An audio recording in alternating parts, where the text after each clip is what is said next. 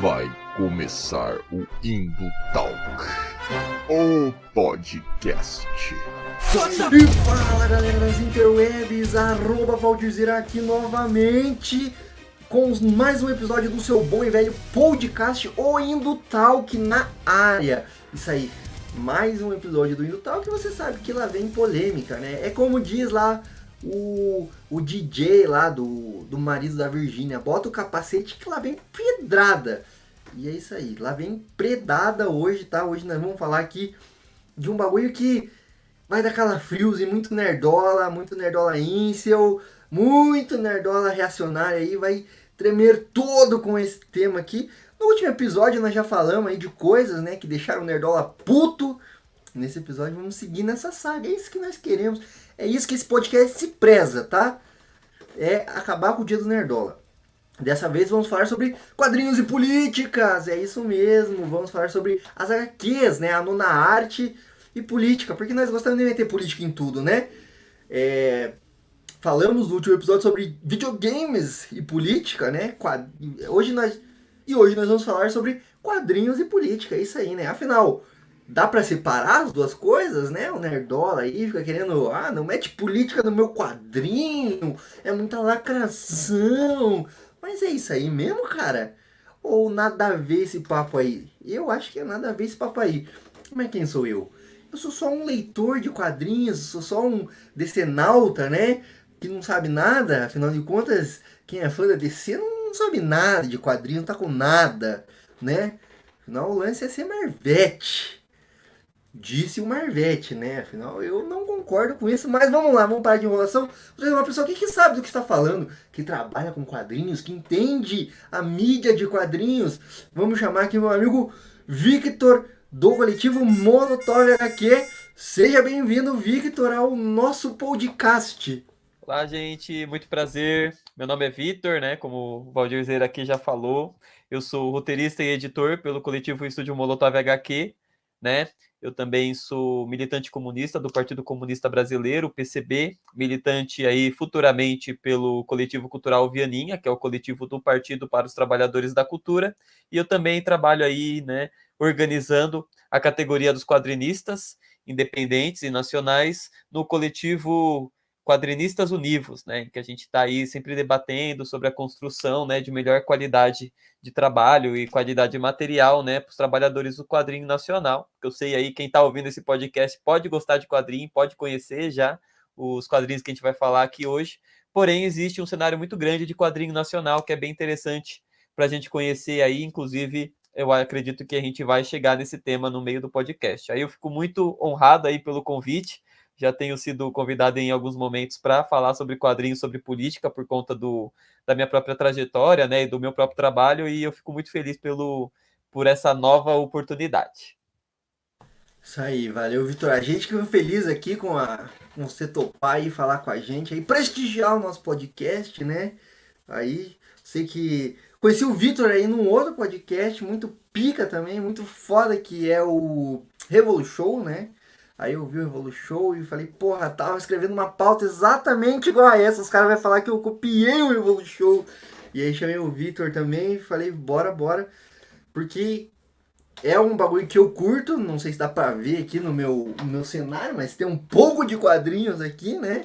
Então, e geralmente esse é um nicho meio problemático, assim, eu acho, assim, né? O fã do quadrinho, assim, mas ao mesmo tempo também é um nicho muito fértil também, com a galera que produz quadrinho, né? Existe muita produção de quadrinhos aqui no Brasil, cara, foda demais, assim, eu acho que tem tudo a ver esse papo que a gente vai falar hoje, né?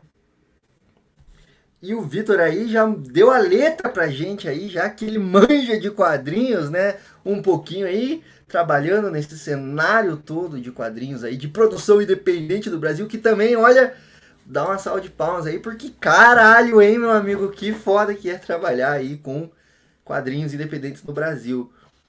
Mas, Vitor, eu vou só pedir uma licencinha rapidinho para o senhor para dar os meus recados aqui paroquiais, né? Afinal de contas, cara, produtor de conteúdo independente na internet precisa do quê? De divulgar seu trabalho, né? De pedir uma força aí da audiência, né? Precisa de uma graninha também, porque afinal de contas aí, meus amigos, Tá caro viver no Brasil, hein? Tá caro produzir conteúdo aqui no Brasil. E ainda mais sendo de esquerda, ainda mais falando de pautas aí que não agradam o algoritmo, né? A gente precisa sempre dar força aí da audiência. Então, se você quer ajudar o Indutalks, acesse o nosso site, indutalks.com.br. A gente fala bastante de quadrinho lá, não tanto quanto a gente gostaria, porque a gente também precisa trabalhar para pagar nossos boletos, né? Não dá para ficar só escrevendo sobre quadrinho o dia inteiro. Quer dizer, daria, né? Se o podcast pagasse a gente, mas ele não paga, então vamos trabalhar de outro lugar para pagar nossos boletos. Estamos nas redes sociais também, @Indutalks em todas elas, Facebook, Twitter, Instagram e TikTok, estamos lá, produzindo conteúdo a rodo. Esse episódio e todos os outros na íntegra estão disponíveis no Spotify, Google Podcast, onde você escuta podcast, a gente estamos lá. E se você está no YouTube assistindo esse episódio, né, vendo esse podcast, vendo esse debate aqui, pô, e não se inscreveu no canal ainda? Que vacilo! Eu não sei o que você está esperando ainda, cara. Clica nesse botão de se inscrever aí, é de grátis, não paga nada. Se você quiser, você deixa seu like, seu joinha, comenta alguma coisa aí, só para engajar no algoritmo desse canal, afinal precisamos disso. E manda esse episódio aí para todo mundo que curte quadrinhos. Acho que vai ser bem bacana esse papo que a gente vai ter aqui, vai ser bem proveitoso para todo mundo que curte quadrinho. E aí, essas são as formas free, na faixa de você ajudar o Indutalk. Mas tem as formas também que envolvem uma certa quantia de dinheiro, caso você tenha e você queira contribuir. A gente tem o nosso Apoia-se, apoia.se/Indutalks. A gente tem qualquer valor que você quiser contribuir lá no Apoia-se, você pode contribuir com a gente. Mas quem contribui com 5 pilas ou mais tem acesso a todos os conteúdos que a gente publica adiantado, assim. Então, tudo vai primeiro pro Apoia-se, depois vai pro público em geral. Estamos no PicPay, caso você queira fazer lá uma contribuição no PicPay, procura a gente lá, @Indutalks, ou faz um Pix de qualquer valor aí que você sentir no seu coração para contato@indutalks.com.br. E aí, se você quiser ajudar financeiramente, mas não quer pagar nada, tem uma forma. Olha isso que foda! Você baixa o aplicativo da Orelo no seu celular ou acessa no seu computador orelo.cc/Indutalks e escuta, cara. Você escuta de graça lá e a gente ganha um troquinho aí por stream, né? Então, escuta a gente pela Orelo, cara. A gente tá pedindo para vocês aí escutarem os episódios do podcast pela Orelo, tá? Que vai ajudar a gente aí. E é isso, tá? Tiramos os recados paroquiais da frente. Vamos aí para o papo, né? Que é para isso que estamos aqui hoje, minha audiência. É para isso que você deu play nesse episódio, né? É para isso que Vitor está aqui. Hoje em dia, o mundo anda muito chato, né? Meteram política e lacração até nos quadrinhos, diz o nerd reacionário. E quem pensa nas crianças com tanta lacração? Meu Deus, ninguém está pensando nas crianças, diz o conservador, né? Mas essa reclamação toda faz sentido, assim? Tipo, os quadrinhos estão muito políticos ou eles sempre foram muito políticos? Essa discussão, assim, que eu gostaria de ter aqui hoje, né? Entre outras, algumas outras aí que a gente vai ter. Mas a principal é essa, assim. E aí eu já abro espaço pro Vitor aqui, dar a opinião dele sobre isso tudo, assim, conhecendo o quadrinho de dentro, enquanto trabalhador do quadrinho. Se realmente o quadrinho hoje em dia está muito político, ele é muita lacração, ou se o quadrinho sempre foi político, né? Não, primeiramente, muito bom, né? Acho que é sempre importante aí a gente valorizar o trabalhador independente, o trabalhador nacional. Então, aí quem está ouvindo esse podcast, dá uma ligada lá pro querido Valdizer aqui continuar, né? Tendo as condições materiais para executar o seu trabalho, né? Eu, enquanto comunista, estou sempre valorizando isso, né? Inclusive, construo com a minha categoria isso, porque ser quadrinista também não é fácil. E eu acho que um ponto bem interessante a gente se pensar, né? É que o que é se fazer política, né? Será que é possível construir qualquer tipo de obra sem estar fazendo política, né? Será que é possível ter uma conversa sem estar sendo político? E não é possível, né? Existe uma questão que ela é bem importante, eu acho que é para a gente poder pontuar aqui, é que as pessoas pensam na questão política, normalmente essa palavra, sempre no campo da institucionalidade, né? Então, quem que é o político? Todas as pessoas são políticas, certo? Porque todos nós queremos, né, determinados caminhos para a sociedade, todos nós queremos receber um salário digno, né? Não queremos passar fome, queremos ter uma moradia, todo mundo tem a sua necessidade, né? Todos os trabalhadores, eles têm essa necessidade. Então, todos nós somos políticos. A questão é que existe realmente esse movimento para se pensar política apenas no Estado, né? E eleger um vereador, um prefeito, deputado, senador, presidente. E não é só isso, né? E tanto que existem movimentos sociais, associações de bairro que lutam, né, cotidianamente para construir melhores condições de vida. Isso é um ato político, né? E então é impossível se falar de uma produção narrativa, seja ela qual for, sem ela estar envolvida em política, porque somos, né, seres políticos. Todos nós somos construídos dentro de uma ideologia, né, que normalmente é a ideologia da burguesia, que é uma ideologia liberal, né? Então, por exemplo, só vou dar uns breves exemplos aqui que podem ser parte aqui da discussão. Bilionário é gênio? No quadrinho está falando que né? Tony Stark, um O gênio. Batman, né?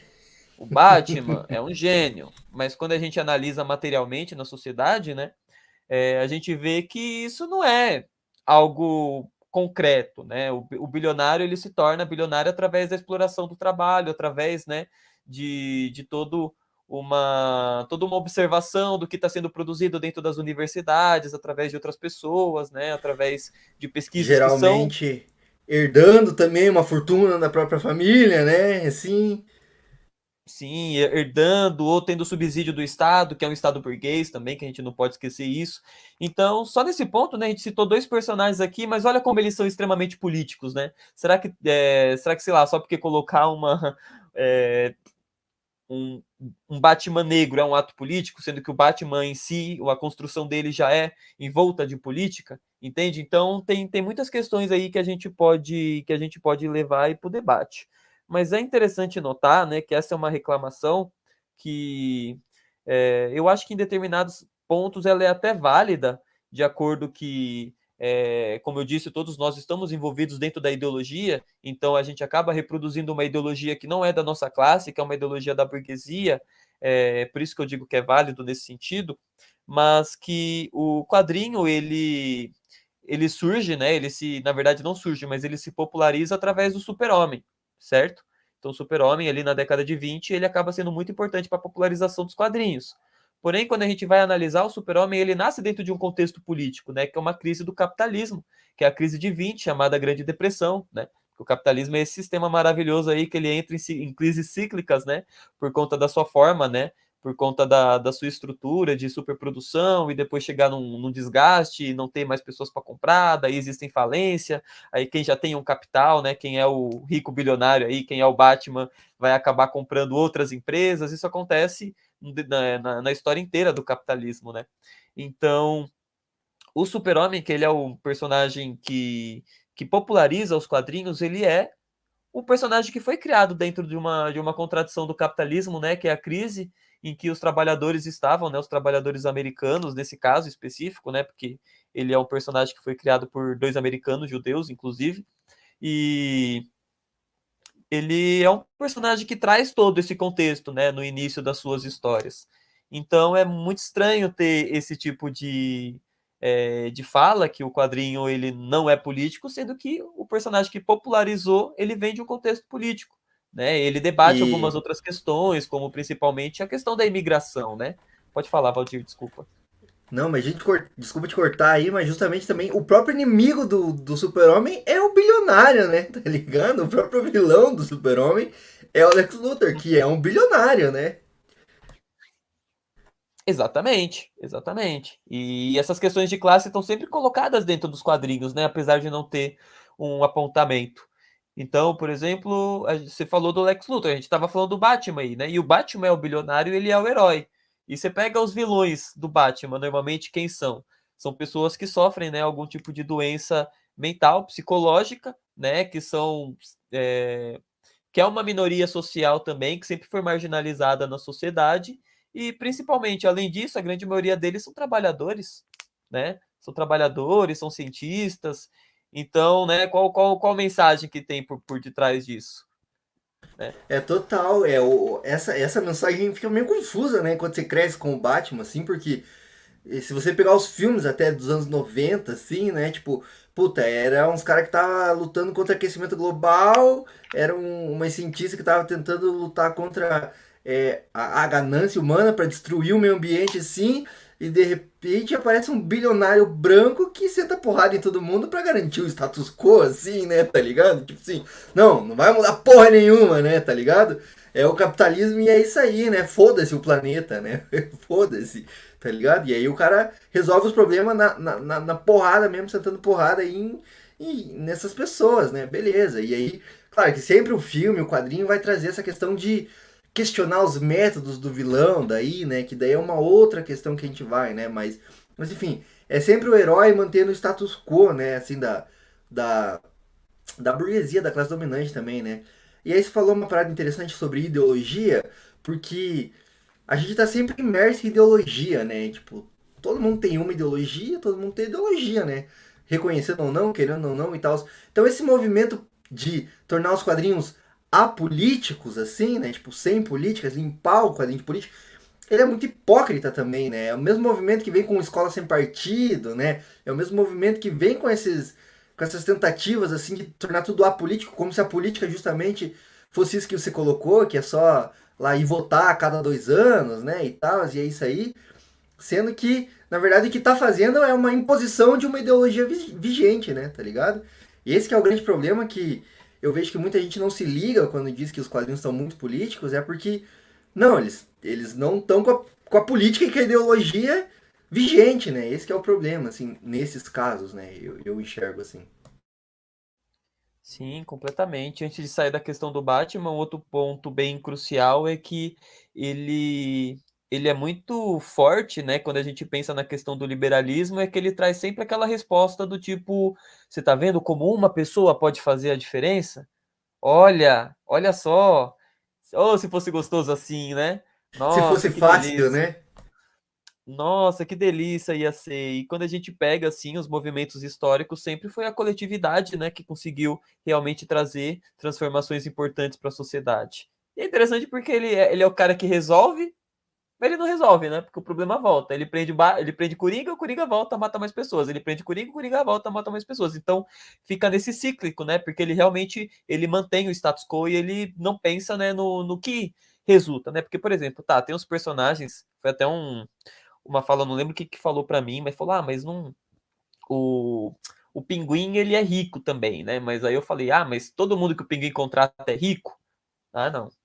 Então, será que se não tivesse programas para realmente resolver os problemas sociais de Gotham, será que os problemas não iriam bastar? O Batman, enquanto indivíduo, conseguiria fazer isso? Não. Não, porque o Batman pertence a uma classe. Por mais que ele fosse, nossa, a pessoa de ouro, né? Nossa, que delícia, que burguês bonzinho. Ele não conseguiria resolver isso, né? Por conta de que existe toda uma estrutura, né? Enfim. É, E mas só te cortando de novo aí, desculpa, mas é essa questão que geralmente trazem assim, os fanboys de Batman, assim, né? Que os caras são advogados do personagem fictício, né? Não sei porquê, assim. Mas enfim, é o. porque eles juntam os piores dois mundos, né? Que é o fã de super-herói e o fã de bilionário, né? É Bilionário, difícil. é isso. Isso daí é foda. Mas enfim, o. A galera sempre fala que, não, porque o Batman também faz muito programa social, né? O Bruce Wayne e tal, tudo mais, mas que isso é uma migalha, tá ligado? Não vai resolver o problema. E dois, que a lógica para ele continuar fazendo assistencialismo social é que ele se mantenha bilionário. E para ele se manter bilionário, ele precisa explorar a classe trabalhadora. E para ele explorar a classe trabalhadora, vai continuar existindo miseráveis, né? Então é um ciclo, tá ligado? Que a conta não fecha, entendeu? Então, bilionários não deveriam existir, entendeu? Eles não são bonzinhos, tá ligado? Tipo, essa galera que acha que o Elon Musk é o Homem de Ferro, assim, tá ligado? Tipo, é muito tosco, né? Tá ligado? Sim. E tem essa questão que ela é fundamental, que é o conflito entre caridade e luta por conquista de direitos, né? Que uma coisa não é igual à outra. A gente teve, inclusive, recentemente, né, uma polêmica aí entre o Whindersson Nunes e o Gustavo Gaio Fato no Twitter, né? Gustavo Gaio Fato, ele é um camarada do partido que produz vídeos no YouTube por História Cabeluda, e daí surgiu esse debate, né? Tipo, nossa, o Whindersson, quando ele estava na época da pandemia, né, ele realmente fez um trabalho que ele foi muito importante, que foi, né, a junção ali de pessoas para conseguir oxigênio e levar para a Amazônia, né? Porque faz parte de um dos projetos da burguesia, né? Que foi o fascismo, que a gente pode até debater isso depois. Mas aí é uma questão que filantrópica, né? Não existe ali uma questão de uma conquista por direito. Então, realmente, o Batman, se ele quisesse, ele tendo todo o dinheiro do mundo, ele não poderia resolver os problemas, porque são contradições muito profundas da sociedade, né? Do capitalismo, da exploração. O Batman, ele não é dono de todos os meios de produção, né? Ele é dono da Industrial Wayne, mas, enfim, não é uma pessoa só que resolve esse problema. Esse problema é resolvido pelo Estado apenas com, né, com projetos dentro do Estado, né?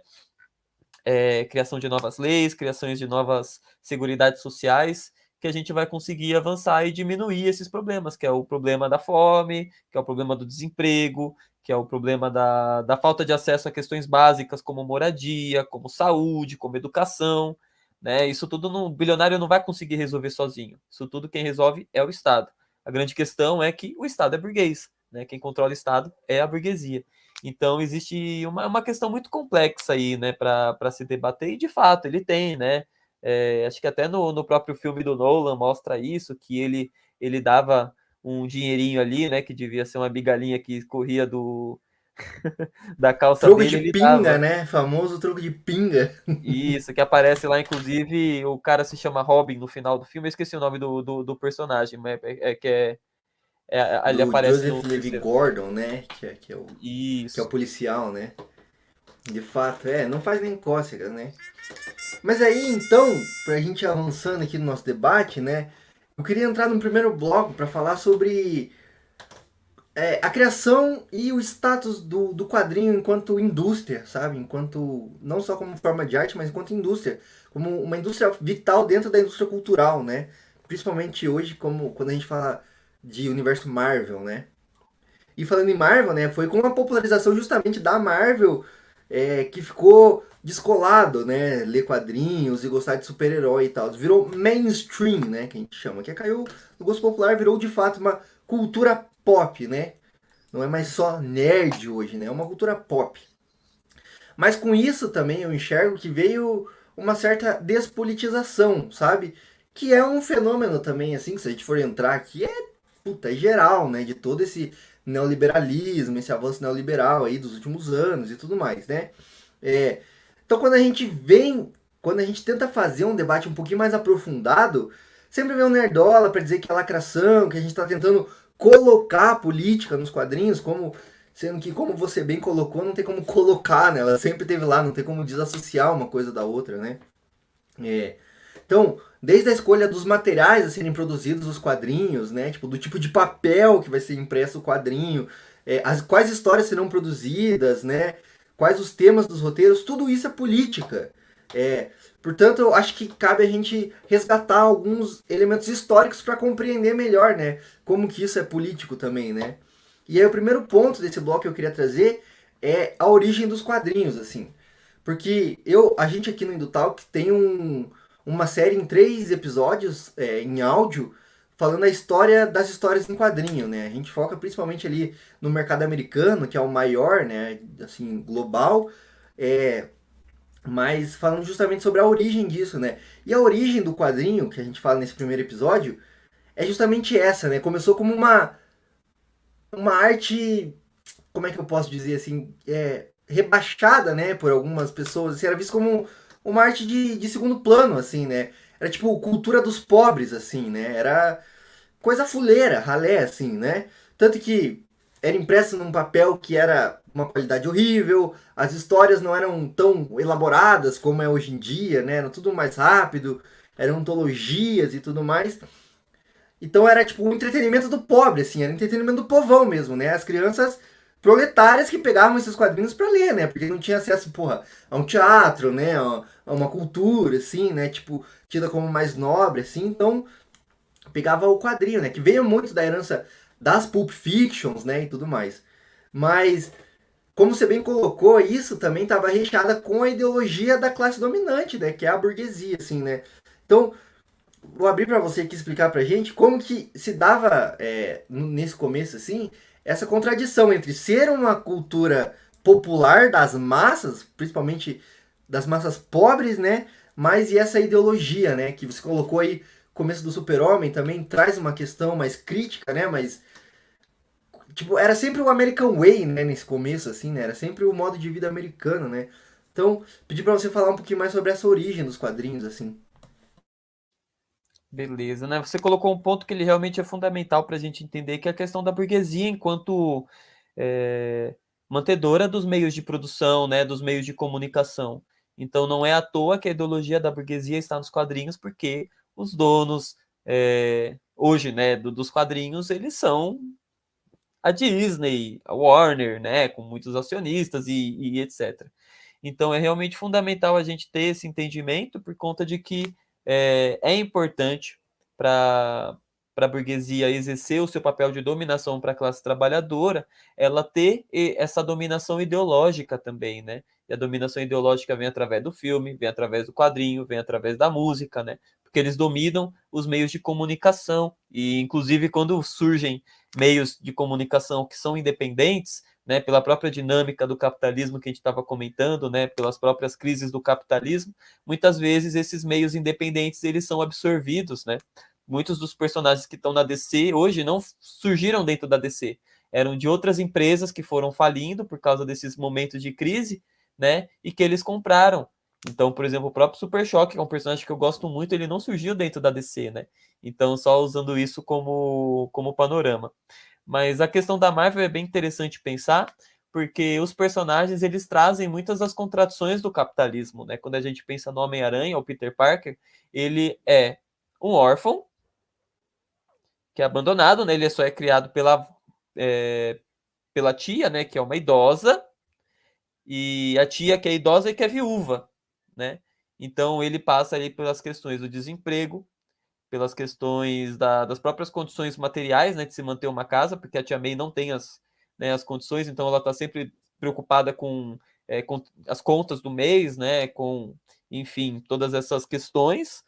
E, além do desemprego, o Peter Parker é um trabalhador precarizado, ele é um PJ, né? Ele não tem direito algum. Se ele não fosse o Homem-Aranha, né, se ele se machucasse e dependesse do dinheiro para pagar as contas de casa, dependesse do dinheiro pelas fotografias que ele tira por jornal, se ele se machucasse, entende? Então, por que eu trago essas questões? Porque por mais que essas contradições sejam parte do problema do capitalismo, dentro dessas histórias elas nunca são colocadas dessa maneira, né? Tem sempre aquele discurso do tipo, não, continue lutando, você vai conseguir. Tem o discurso de naturalização, tipo, nossa, isso sempre foi assim, e não sempre foi assim, não é assim em todos os lugares, né? Então, eles vão se apropriando dessas contradições e vão tentando dar falsas respostas dos problemas para se resolver, né? E a própria imagem do super-herói é uma falsa resposta, porque o super-herói ele é basicamente a pessoa que resolve todos os problemas individualmente, né? Igual a gente tinha comentado aqui. E não, se você quer resolver todos os problemas individualmente, você não vai conseguir problemas tipo desemprego, tipo a precarização do trabalho, né? Se isso fosse possível, não existiriam sindicatos, não existiriam os movimentos sociais, né? Que foram aí construções muito importantes dos trabalhadores no decorrer da nossa história, né? Pensando na questão do Brasil, né? Que no começo do século XX, os comunistas, junto com os anarcossindicalistas, construíram movimentos de greves que são bem importantes, principalmente para a construção da Petrobras, Eletrobras, Metalúrgica, todas as empresas públicas que nós temos hoje foram construção através de greve, através de ato, através de mobilização dos trabalhadores e da sua organização. Então, CLT, meus amiguinhos, vamos lá. Quem que fez a CLT? Não foi Getúlio Vargas. Quem que fez a CLT foram todos esses trabalhadores que se organizaram, que coletivamente conquistaram isso. Acho que se o Peter Parker tivesse uma CLT, a vida dele seria muito mais fácil, né? Seria uma vida muito mais tranquila. Então, por que eu trago isso, né? Porque eu sou um escritor, né? O Molotov HQ, vou até dar um spoiler aqui para vocês, mas a gente vai trazer essa questão do super-herói, sim, em quadrinhos, dentro de uma perspectiva materialista e comunista, né? Marxista, mas os super-heróis dentro das mídias burguesas, eles são colocados nessa posição também, assim, né? De vou resolver os problemas, eu vou fazer as coisas.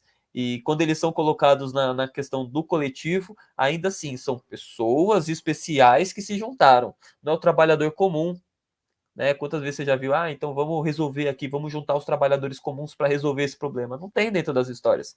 Porque você é acusado, comunista, não sei o quê, pá. E é sempre uma visão meio messiânica, assim, talvez também, né? Tipo, puta, é aquela pessoa especial que resolveu o BO, assim, né? É o Super-Homem, é o Batman, é o Homem-Aranha, assim, tá ligado?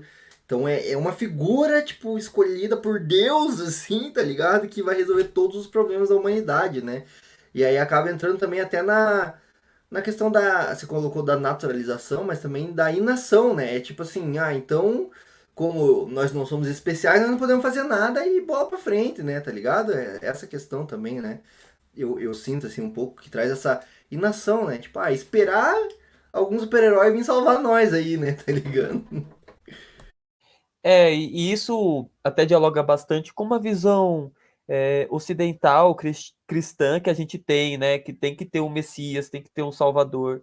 E as construções políticas, elas não se dão dessa forma. A Revolução Cubana não foi feita pelo Che e pelo Fidel, foi feita por todos os trabalhadores cubanos e está sendo mantida por todos os trabalhadores cubanos até hoje, 60 anos, né? Desde a Revolução e com todos esses embargos que os Estados Unidos colocam, Cuba resiste por causa dos trabalhadores que resistem em Cuba e lutam e levam solidariedade para o mundo inteiro, com médico, com, enfim, né, com tudo que eles podem dar. Então é bem interessante pensar nesse ponto, né, do como a coletividade não é colocada enquanto elemento dentro das histórias. Isso é um ato político também, né? E por que coletividade não ser colocada é um ato político, mas você manter um homem branco, heterossexual, cisgênero e afim não é, né? Essas escolhas elas são de fato também. E acaba pegando bastante, né, nesse público, até que você citou aí, que é um público reacionário, que eu espero que através dos avanços, né, que a gente está tendo no debate, com inclusive Gaio Fato, que eu citei, mas outros camaradas aí que estão discutindo bastante sobre isso, e o avanço que a esquerda está tomando no país, eu espero que realmente busquem reflexões, porque se você é um trabalhador e você é um reacionário, você é um trabalhador, você sofre das contradições do capitalismo, assim como eu, assim como o Valdir, né? Assim como todos. As pessoas que você conhece, você não conhece nenhum burguês. Vou dar essa letra aqui. Você não conhece um Batman. Você Né? não é amigo de nenhum burguês, Você assim. pode conhecer o dono da padaria, o seu bigode. Seu bigode é um burguês? Não, ele é um pequeno burguês. Se ele parar de trabalhar, ele vai se fuder. Então, existe todas essas reflexões aí. Eu acho que é sempre importante a gente levar isso para o debate também, né? O Valdir trouxe um ponto bem importante, que é a questão da inação. E a inação é realmente perigosa, ela é imobilizante, né? Então, se organizem, busquem, né? Se vocês não conhecem, busquem conhecer um pouco, né, sobre a leitura marxista, ou não necessariamente de uma leitura marxista, mas conhecer um pouco dos movimentos, né? Quem está vendo por vídeo está vendo que o Valdir está usando o bonezinho do MTST, né, que é um movimento de luta por moradia extremamente importante, né, porque a gente tem muitas pessoas que são tiradas de sua casa porque não tem as condições materiais, né, para pagar aluguel, porque às vezes tem que escolher, eu vou dar comida para os meus filhos ou eu vou pagar aluguel, né?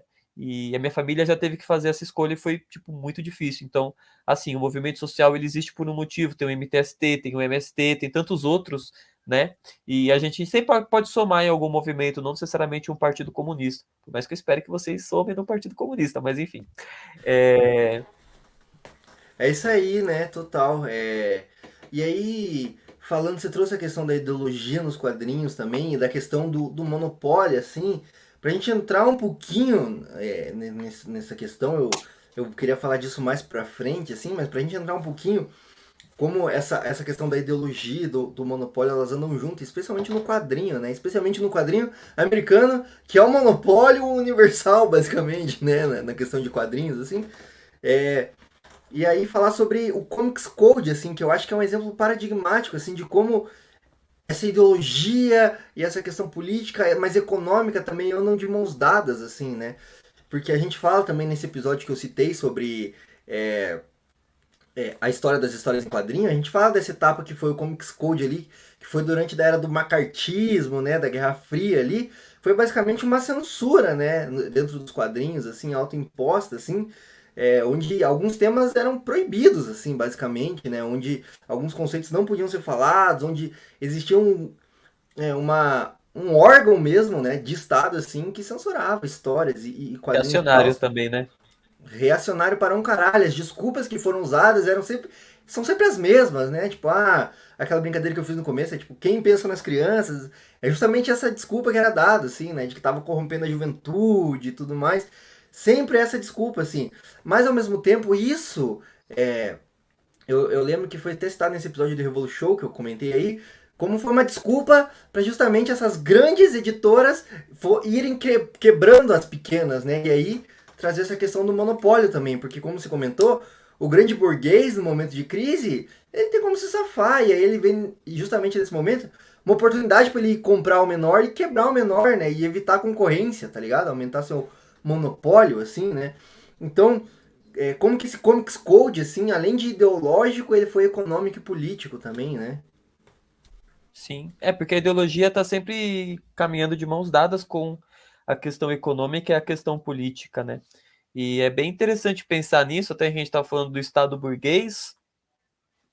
Então, como assim? O Comics Code vem do Estado e ele quebra pequenas empresas? Ah, olha só, que coincidência! E não é, né? Então, realmente é um dos exemplos aí que a gente pode pegar para os quadrinhos, de como o Estado ele é e vai continuar sendo, né, enquanto ele for burguês, a, a servir determinados interesses, né? A gente está falando de crise, quando tem uma crise financeira, né? Porque não necessariamente precisa ser tipo uma ação direta, né? Como foi o Comics Code. Mas, por exemplo, quando tem uma crise, você fala, nossa, queria tanto comprar na barraquinha do seu João aqui, tão perto de casa, mas tô com pouca grana, né? Nossa, mas se eu comprar em atacado no hipermercado vai ficar muito barato. Então o seu Joaquim, que tem a quintanda e, enfim, né, que sustenta, inclusive a própria família trabalha, vai acabar sendo muito prejudicado porque ele não pode diminuir o valor dele por conta de que ele compra do hipermercado, né? Ele não compra direto, porque comprar direto da fábrica é outro rolê. Então existem todas essas questões, né, de como o Estado ele pode ser utilizado como instrumento. E a questão ideológica está aliada a isso, né? Está aliada à heteronormatividade, está aliada no racismo, né? Racismo que é um instrumento extremamente importante, né, estrutural para questão do capitalismo, né, da exploração, de ter tipo corpos em que a gente deve dar algum valor, mas tem corpos que a gente não deve estar tanto valor assim. Então, o racismo é muito importante para as contradições do capitalismo, né, para a miséria, porque, tipo, existiu até aí uma questão, né, do tal mendigato, não sei se você lembra disso, mas era um morador de rua que vivia em Curitiba, né, em que ele era Daqui branco. da minha terrinha, né? Isso, que ele era branco, aí fica, nossa, que errado isso, coitado, tal. Isso é ideologia, né? Por conta de que se ele fosse um morador de rua negro, como existem muitos, né? A grande maioria, inclusive, não teria essa mesma solidariedade, não teria esse mesmo olhar, né? Então, esse racismo, ele surge nessa questão, né? De, tipo, naturalizar determinadas opressões que vêm de uma forma mais intensa em determinadas parcelas da classe trabalhadora e também numa forma de separar, né? A gente estava falando aqui da importância da luta coletiva, então eu, enquanto trabalhador branco, é extremamente importante que eu lute pelo trabalhador negro também, é extremamente importante que eu, enquanto homem, lute pela trabalhadora mulher, e essas ideologias, assim, elas vão segmentando a nossa luta, né? Porque a nossa luta é pelas condições de vida de toda a classe trabalhadora, né? E o racismo, ele tem esse papel também, e por isso que ele é importante. E, enfim, né, dentre várias outras questões. E daí essa questão reacionária, né, da não representatividade é meio estranha também no sentido do tipo, mas mano, as empresas elas estão fazendo isso não é porque elas se importam, né? Porque se a empresa de fato se importasse com isso, ela iria se importar muito com a maior população carcerária do mundo, que é negra e que é latina, né? Que é a população carcerária dos Estados Unidos. Então, se ela se importasse muito, ela só não ia criar um personagem que é negro e latino, que é o Miles Morales, né? Ela estaria atuando pela construção de uma sociedade diferente. E ela não está, porque é uma estrutura que beneficia os donos, né, dessa empresa e que, enquanto continuar beneficiando, vamos lá. Ele só quer vender o quadrinho, só quer vender Miles Morales, legal, boa ideia. Nossa, tá vendendo bem? Nossa, continua, vai. Entendeu? Então tem essa questão que é uma questão espinhosa, né, dentro da representatividade, como o Valdir até falou, a gente debateu isso dentro do Revolution, mas ela faz parte dessa estrutura mesmo, né, de segmentar a classe trabalhadora e que a gente deixe de lutar, né, coletivamente por melhores, né, condições. Vou inclusive falei a questão, né, do trabalhador homem e da trabalhadora mulher. A gente teve, né, em 8 de março, o Dia Internacional da Mulher, que também foi uma data que foi totalmente cooptada, né, pela ideologia liberal. Então tem aquilo, entregue uma rosa, entregue um chocolate, etc. E enquanto, na verdade, esse é um movimento que surge através da movimentação das trabalhadoras russas, né, antes da Revolução, que inclusive foram lideranças durante a Revolução Russa, né, e que depois construíram condições de vida melhores, né, para as mulheres, principalmente com a socialização do trabalho doméstico, que é uma pauta extremamente importante, e também pela questão, né, da legalização do aborto, porque deixaram, né, as mulheres russas pobres deixaram de morrer abortando. E daí uma questão que eu trago, né, para mostrar essa importância da coletividade, da gente se juntar e estar construindo coletivamente, é por causa disso. A socialização do trabalho doméstico vai ajudar só as mulheres? Não vai. Porque quando você escuta, né, por exemplo, nossa, como é errado as trabalhadoras ficarem só com o trabalho doméstico para elas, essa é uma acusação certa, não é certo, né? Você, homem que está ouvindo, você deixa suas coisas de casa para fazer para sua esposa, para sua mãe, para sua namorada, não faz isso, né? Realmente é errado. Mas a grande questão é, trabalhador, como assim? Você que trabalha 12 horas por dia, está deixando a sua mulher que também trabalha 12 horas por dia fazer todas as coisas de casa? Que errado isso, né? Entende qual que é o discurso? Que é o discurso liberal, que é culpar o indivíduo. O problema não é o trabalhador que não tem tempo, que já é explorado pra caramba, que vive 1 hora na ida pro trabalho, 1 hora na volta, e só de trabalho somado transporte dá 14 horas por dia. O problema não é esse. O problema é que você não está fazendo trabalho doméstico. Você está errado. Você é um Entende? cuzão, né? Exato, é a individualização do problema. Então, a gente está debatendo essa questão da ideologia, mas sim, faça umas reflexões, pense como a sua vida não seria muito melhor se as pessoas negras não tivessem mais direitos, né? As mulheres não tivessem os seus direitos também. Mais direitos não, né? Na verdade, são direitos que os brancos já têm, né? Então eles não têm mais direitos, eles querem direitos iguais a gente. É isso, né? A gente fala um pouco aí da questão do privilégio, assim, né? Mas é tipo. É que é foda, né? Você falar do privilégio, né? De ter o direito básico atendido, tá ligado? Assim, é isso que nós estamos falando, né? Tá ligado? Você branco, você tem o privilégio de sair na rua e não levar um tapa na cara de um policial. Olha como você é Você é privilegiado. privilegiado. É, tipo, E porra, assim, cara! a gente tá falando de Batman, de Homem de Ferro, e eles, se a gente é privilegiado por não levar um tapa da polícia, eles são o quê? São alienígenas? Não, eles são Né? privilegiados. Então, enfim, é isso, né? Essa questão da representatividade que você colocou também é bem complexa, né? Bem contraditória, assim, né? Ao mesmo tempo em que, puta, em algum momento, em algum nível, assim, simbólico, é importante, assim, né? Porque, de novo, né? Quem paga a conta escolhe a música, né? Tá ligado? Assim, quem paga a banda escolhe a música, né? Então, por que que Super-Homem, Batman, Homem de Ferro, todos esses caras eram homens cis, hétero, branco, né? Porque quem tava pagando pra fazer o quadrinho era homem branco, tá ligado? Então, porra, tá ligado? Nada mais óbvio, assim, do que ter esse marcador identitário.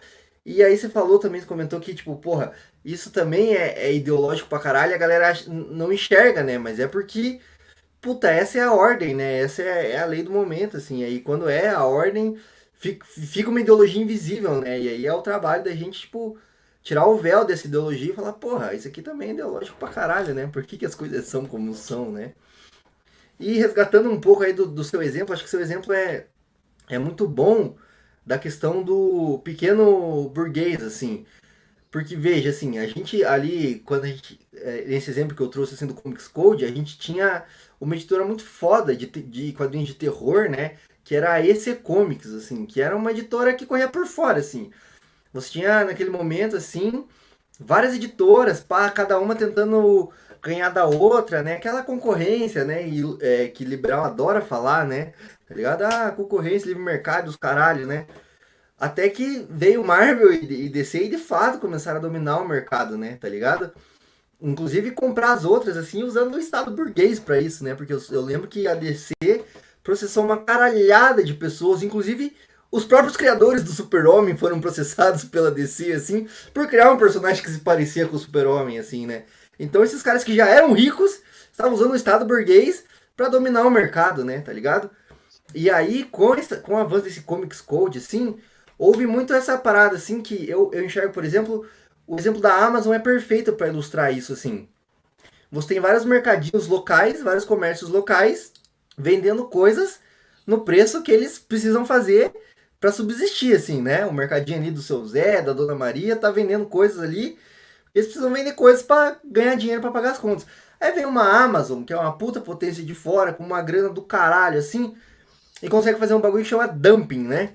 Que é, joga o preço lá embaixo, foda-se se vai ter prejuízo no primeiro momento, e aí faz o quê? Quebra todas as outras.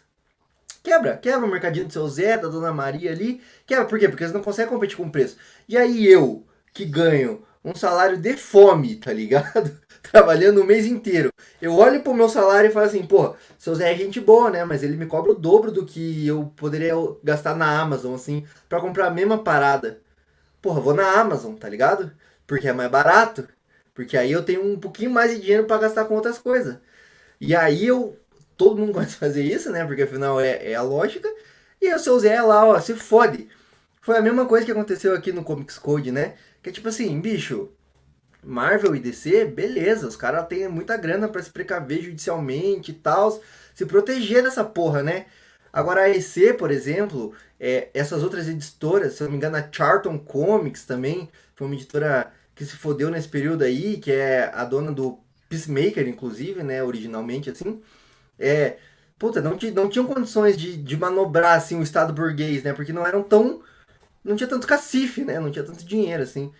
E aí, a DC e a Marvel foram quebrando todas as outras, assim. E o que eu quero dizer com isso, assim, é que o pior inimigo do pequeno burguês não é nem o trabalhador, tá ligado? O pior inimigo do pequeno burguês é o grande burguês, tá ligado? Que vai foder o pequeno burguês, né? Então acho que esse exemplo, assim, histórico dos quadrinhos é paradigmático pra gente pensar como funciona o capitalismo como um todo, né? Tá ligado? Onde, tipo, o grande vai comer o pequeno, assim, se tiver chance, tá ligado? Sim. E só voltar um pouco antes de comentar esse ponto, até escrever aqui no meu celular. Então, quando eu estiver olhando pro lado aqui, quer dizer que não estou no Twitter brigando com alguém, tá, gente? Só estou aqui anotando, que eu anoto pelo celular. Sobre a questão do trabalhador, né? Que a gente estava falando sobre a importância da luta por outras pessoas que né, vão ter um gênero diferente, uma raça diferente e tal. É importante a gente pensar que se a gente vai fazer transformações coletivamente, diferente do que fala no quadrinho, né, a gente precisa que essas pessoas tenham condições materiais para se organizar também, né? Então, por exemplo, a questão da mulher, se ela não tiver que pegar todo o seu tempo restante para cuidar das tarefas da casa, e também não ficar isso para o trabalhador, eles vão ter mais condições para se organizar num partido, num movimento, numa associação, e por aí vai, né? Então é realmente importante nesse ponto, mas não só isso, né? Sobre a questão da representatividade, de fato ela é importante. Eu não queria deixar nenhum tipo de abertura para achar que ela não é. A grande questão é pensar na questão qualitativa mesmo, né? Será que é realmente interessante a gente ter um personagem, né? Eu sei que é um episódio falando de quadrinho, mas, por exemplo, um personagem igual o Killmonger, que é um personagem que dá a letra do certo, mas ainda assim fica aquela coisa do tipo, nossa, mas ele é tão violento, né? Ele é tão radical, e entendeu? Então a gente tem que pensar também como está sendo feita essa representatividade, né? Qual ideia que está por detrás dali? Se é uma ideia que realmente favorece a classe trabalhadora negra por inteiro, a classe trabalhadora mulher por inteiro, mas e se realmente só favorecer a uma determinada classe que já está no poder? Será que vale a pena? Então, né, tem que fazer essas reflexões no campo qualitativo, né? Então, porra, espero sim que Miles Morales nunca deixa de sair quadrinho, Capitã Marvel, Miss Marvel e por aí vai, mas eu espero que realmente a gente tenha, né, esse avanço qualitativo aí nessa questão. E sobre a questão do pequeno e do burguês, né, do pequeno burguês e do burguês, eu acho que é um ponto a se pensar você, beleza, você tem uma empresa, se você falir, o que você vai fazer? Ah, você vai encontrar com um deputado, com um governador? Você é burguês. Se você falir e você simplesmente não puder fazer nada, você vai só falir. Você não é burguês, né? Então eles têm esse poder político muito forte. Então é um ponto realmente a se colocar, né? E nossa, você tinha falado um ponto que eu ia comentar, mas eu acabei esquecendo, Valdir, sinto muito. Tranquilo. É que eu falei pra caralho também, né? Eu acabo falando muito e aí até me enrola às vezes. Mas é realmente muito foda, né? Acho que alguém falou alguma vez, não lembro quem, qual lugar foi, mas é que o maior medo do burguês é ele ter que virar trabalhador, assim. Então acho que tem esse ponto também, né? O maior medo do trabalhador é ficar desempregado e não ter condições pra viver, basicamente, né? O maior medo do burguês é ter que trabalhar. Falam aí, né, do risco do burguês, mas o risco do burguês é virar trabalhador, né? De fato, né? Esse é o grande risco. Tem que E trabalhar ainda de assim fato. sair anos-luz na frente, porque se ele falir, ele não vai pagar nada, ele vai continuar cheio pra caralho de dinheiro. Então, De fato, né? E esses contatos, né, políticos aí, né? Porra, conversar com um senador assim, né? Porra, abre muitas portas, né? De fato. É, e aí só. Eu queria falar dos anos 80 aqui, mas eu acho que eu vou pular essa parte aqui, porque a gente também tá meio avançado aqui na gravação. Mas só para amarrar, então, né, para falar aí a questão desse monopólio que a gente citou um pouco aí, é que veio todas essas crises sistemáticas do capitalismo, desde o Comics Code, ele foi abolido e tal, mudou muito o monopólio de mercado. Você comentou, eu acho que é a Milestone que comprou lá o Super Choque, né? E vários outros personagens super fodas também da Milestone. Foi inclusive a primeira editora, se não me engano, a ser comandada por negros e tal, né? Ser tocada por quadrinistas negros de fato, assim. Inclusive, trazer representatividade de uma galera asiática também, muito foda, né? Nos quadrinhos ali no começo. Mas aí, o que acontece, né? Essa crise sistemática do capitalismo e esse que eu acho que é... Eu nunca terminei de ler esse texto do Lenin, tá? Mas eu li já, que fala sobre o imperialismo, a face superior do capitalismo, né? Que é justamente esse momento onde, tipo, bicho, esse bagulho de livre comércio, liberalismo econômico, concorrência, isso aí, cara, pô, putz, já foi. Hoje em dia são grandes conglomerados que se organizam, entendeu? Pra competir entre si, entendeu? Então, tipo, quando a gente tá falando de concorrência, a gente tá falando de, tipo, puta, corporações gigantescas, assim, né? Que são donas de quem sai muitas bem é editoras. as indústrias Starks e a Wayne Enterprise, A né? Win... Quem sabe bem é ali. Exatamente. Porque se você for ver, é muito isso. Porque, veja, parece viajado, né? Os quadrinhos do Batman. Às vezes eu ficava nessa, tipo, porra, a Wayne Enterprise faz tudo nessa porra. Faz, tipo, puta, faz avião, faz roupa, faz o caralho. O Batman tem tudo que ele quiser porque a empresa Wayne fabrica qualquer coisa que ele imaginar. E aí eu vi um TikTok de um cara falando assim que a Pepsi comprou a KFC, se eu não me engano, comprou outras empresas. E eu falei, caralho, no mundo real isso faz sentido pra caralho, porque as empresas vão comprando umas outras. E no quadrinho isso também faz muito sentido, porque, tipo assim, veja, hoje não existe editor. Quer dizer, existem editoras, várias editoras independentes de quadrinho, mas as grandes potências, vamos colocar assim, dos quadrinhos, que são a DC e a Marvel, elas não são mais editoras de quadrinhos, elas são parte de um conglomerado gigantesco, né? Veja, a Marvel faz parte da Disney, tá ligado? E a DC faz parte da Warner, que faz parte da Discovery, que faz parte da AT&T, que é subsidiária de uma empresa que comprou tudo. Ou seja, os grandes monopólios foram se juntando para comprar as forças menores, entre as editoras de quadrinho, né? E aí, como eu falei, eu não terminei de ler lá o texto do Lenin, mas isso reforça para mim assim muito esse argumento do Lenin, né, no imperialismo, a face superior do capitalismo, que é a questão do monopólio, cara. Hoje em dia todas as editoras de quadrinho fazem parte de algum monopólio, né? Ou de um oligopólio, assim, né? Porque são pouquíssimas empresas, né, no final das contas, são as mesmas pessoas que são sócios dessas empresas que estão ganhando dinheiro com isso. Independente se, tipo, puta, é um filme do Batman, se é um quadrinho do Homem-Aranha, entendeu? Então, só pra deixar claro nesse ponto aqui, nesse último tópico, assim, de que, tipo, como foi aglutinando isso e virando um monopólio, né? Assim, eu não sei de fato, ao certo, como é mercadologicamente, né, esse mercado de quadrinhos, assim. Mas é só olhar no Brasil, né? A Panini tem um puta de um monopólio na impressão de quadrinhos, né? Tipo assim, tem outras abrindo hoje já o mercado, mas eu, tipo assim, vou comprar um quadrinho que eu gosto, assim, da DC, da Marvel, é Panini, né? Tá ligado? Não tem outra, assim. E tanto que é meio uma bosta, né? Por causa disso, assim, porque aí os caras metem o preço caro pra caralho, entrega um serviço porco, assim, e foda-se, né? Tá ligado? Puta, falei mal da Panini. Mais uma empresa que não vai patrocinar esse podcast. Muito obrigado por fechar as portas aqui. Você vai construir aí para que as empresas saibam receber críticas, né? Tipo, se tem um problema aí, as pessoas não sabem receber crítica, é complicado.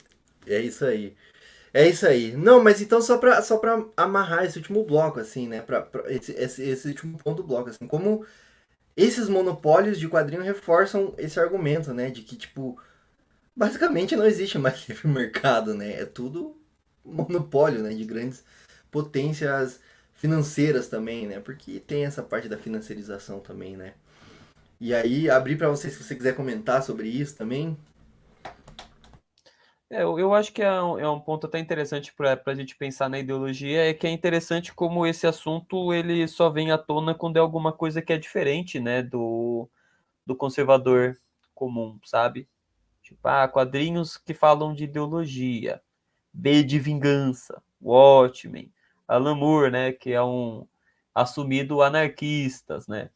E então, que também é um discurso político, logicamente, mas quando essa própria ideia de quadrinhos políticos, ela é uma ideia da ideologia mesmo, porque da ideologia burguesa, porque eles tendem cotidianamente a não levar a ideologia deles como uma ideologia, mas sim como algo natural, como sempre foi assim, né? Como, A enfim, né? famosa natureza humana, né? Isso, natureza humana. Então, é um ponto bem interessante, né? Eu tô só pegando isso aqui porque eu acho que é um ponto que se falou na década de 80, que é quando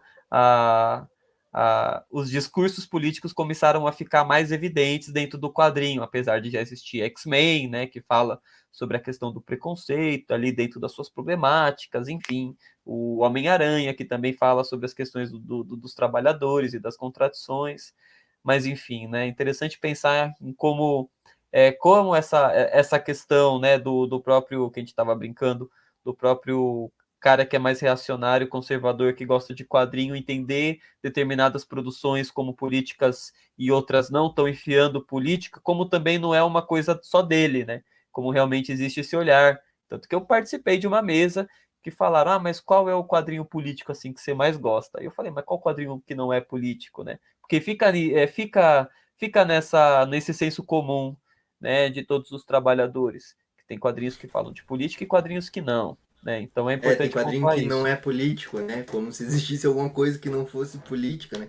Mas é bem isso, né? Tipo, é esse véu, né, da ideologia, assim, de que, tipo, tá, o capitalismo ele não é ideológico, né? Ele não é tal, aí. Só quando você faz uma crítica a ele que daí está sendo ideológico, assim, né? É aquela pira do escola sem partido, né? Escola sem o partido dos outros, né? Porque o partido reacionário tá lá presente, né? Porque afinal de contas, até a escolha do que vai ser estudado é política, né? Tá ligado? É a escola com o neoliberalismo, né? Eles só mudaram o nome e tiraram com o neoliberalismo e colocaram sem partido. É isso, inclusive o Ratinho Júnior tá metendo aqui no Paraná rodo, né? Economia financeira aí e tal.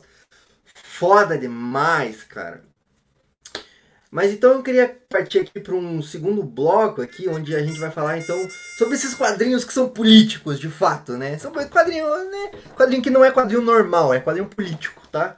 Eu gostaria de destrinchar um pouco melhor alguns exemplos paradigmáticos justamente de políticas nos quadrinhos, né? E o primeiro ponto, assim, que eu gosto de trazer, assim, é pensar se quadrinho de super-herói, quando a gente pensa em quadrinho de super-herói, a gente tá pensando aqui DC, Marvel, né? Até de repente aí algumas coisas mais indie, né? Como The Umbrella Academy aí, como Invincible, né? que são coisas mais. Não são Marvel e DC, né? Não são tão mainstream, apesar de hoje serem, né? Bem mainstream e tal. Mas se tudo isso, assim, não é só uma propaganda imperialista, assim, do modo de vida americano, né? Dos Estados Unidos e tal. E soft power para dominação cultural, né? Porque eu penso assim, que tipo, tá. O Brasil sempre teve uma produção muito, né, grande de quadrinhos, tá ligado? Sempre. Na história do Brasil sempre teve quadrinho, né? Desde charge, desde vários formatos aí. Mas quando a gente pensa em quadrinho, pelo menos na minha bolha aqui, tá ligado? A gente sempre pensa em super-herói, né? Ou quadrinho americano e tal. Mas isso pra mim é muito pensar como se fosse um McDonald's, tá ligado? Tipo, ele vem aqui e ele coloca todos os hambúrgueres todos iguais, assim, tá ligado? E aí ele acaba quebrando a gastronomia local, assim, ou tentando, né? E aí parece que. Pra mim, um quadrinho é muito McDonald's, tá ligado? Que vem de fora e coloca aqui e tal. E aí, não sei, pra mim fica sempre um gosto agridoce na boca, tá ligado? De tipo, puta, eu gosto de super-herói, mas parece muita propaganda imperialista, tá ligado? Por conta que a propaganda imperialista, a propaganda liberal está em todos os lugares, né? Tá na propaganda, a propaganda mesmo. Sabe quando você assiste aquela propaganda de margarina que tem uma família feliz? Aí você fala, nossa, olha como eles são felizes por estarem comendo essa margarina doriana. Gente, eu quero essa felicidade, eu quero essa mesa farta, eu quero esse nascer do sol bonito, entende? Porque a ideologia tá constantemente. A gente inclusive cito aqui o próprio filme Day Live, né, do Carpenter, que ele traz isso, né, que basicamente tem inclusive um vídeo bem interessante antes do Zizek virar um lixo pró-imperialista, né, mas que ele Que faz também descanse um em vídeo paz, falando, né? Que meu descanse em Deus, paz, o Zizek. o pró-Ucrânia aí, mas enfim. E daí tem esse filme que mostra, né, quando a pessoa coloca o óculos, ela vê, se reproduza, fique quieto, obedeça, se reproduza, entendeu? Então a ideologia ela realmente está em todo lugar. Então esse incômodo, né, de ter tipo quadrinho ser só propaganda imperialista, ele é um incômodo que eu acho que ele é válido assim, sabe? É que a questão é que ele é isso também, mas poxa, ele é a construção de histórias que emocionam, né? Que muitas pessoas se inspiram nesses personagens. Então, eu lembro até um podcast de quadrinho que eu ouvi que um dos participantes falou, mas quando eu era criança tinha coisa que eu não fazia porque eu pensava, será que o Homem-Aranha ia fazer uma coisa dessa? Entende? Então ele pega muito essa questão do afeto, dessa questão do certo e errado, né? E esse que é um campo perigoso, né? O que eu devo gostar, o que eu não devo gostar? O que é o certo, o que é o errado, né? Que daí vem essa questão, como eu disse, né? A dominação da burguesia se dá no campo ideológico, mas também no campo material, né? No sentido do tipo, todos nós precisamos trabalhar para sobreviver, porque se a gente não trabalhar, a gente vai ser expulso de casa, vai morar debaixo da ponte, vai morrer de fome, né? Entendeu? Então, essa dominação ideológica, ela de fato existe, mas quadrinho não é só isso, né? A gente tem que pensar que logicamente, vão ter trabalhadores que vão estar construindo histórias reacionárias, né, como o Frank Miller. Tem aqui no Brasil um caso bem ruim, que eu nem vou falar o nome do desprezível lá, mas que também é um reacionário. Mas mesmo dentro do mainstream, tem muitos trabalhadores e trabalhadoras construindo, né, esses quadrinhos. E por mais que eles estejam imersos dentro da ideologia, é interessante pensar as outras coisas que eles contam. Então, eu não acho que é uma coisa que deve se jogar 100% no lixo. Eu acho que a gente deve ser crítico. Não achar que, tipo, nossa, só porque realmente tem esses problemas ideológicos dentro do quadrinho do Homem-Aranha, do quadrinho do Homem de Ferro, etc., que isso deve se jogar 100% fora, né? Essa não é a minha observação nisso. Eu acho que é algo que a gente deve criticar e apontar mesmo, né, para as outras pessoas e mostrar o como, né, que existe essa mensagem por detrás disso, né? Mas eu não acho que seja só um lixo imperialista. É que ele é um lixo imperialista também. Ele é um lixo imperialista também. Eu entro em várias crises, assim, porque, por exemplo, eu gosto muito de Zack Snyder, assim, tá ligado? E eu sei que o Zack Snyder é problemático, pra dizer o mínimo, tá ligado? Mas eu gosto, porra, entendeu? Eu vou Faz fazer o parte. quê? Né? E aí é isso, fica assistindo lá os slow motion mesmo, tal, do Batman vs Superman, e acho tesão, assim, pá. Mas enfim, né? mas entendo as contradições também.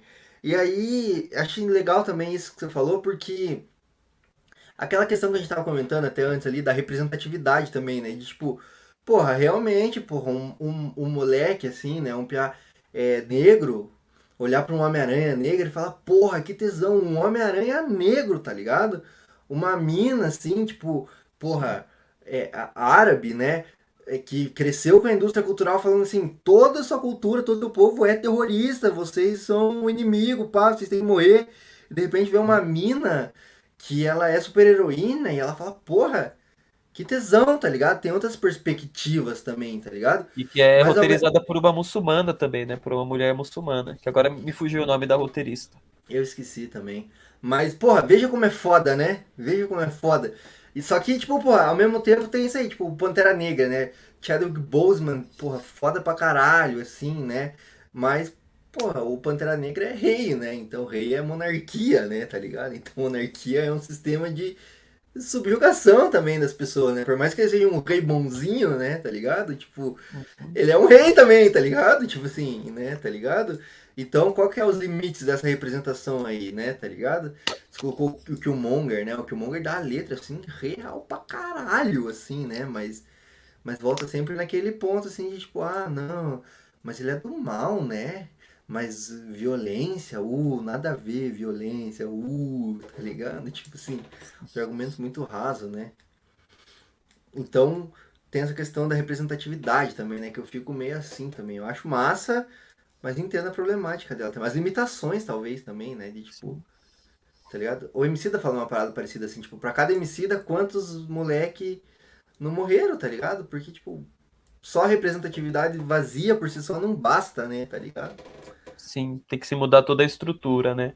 Que daí vai nessa questão da luta coletiva e tal. E eu pontuo essa parte, né? Porque eu sou um trabalhador dos quadrinhos, então eu, de uma determinada forma, eu me compadeço.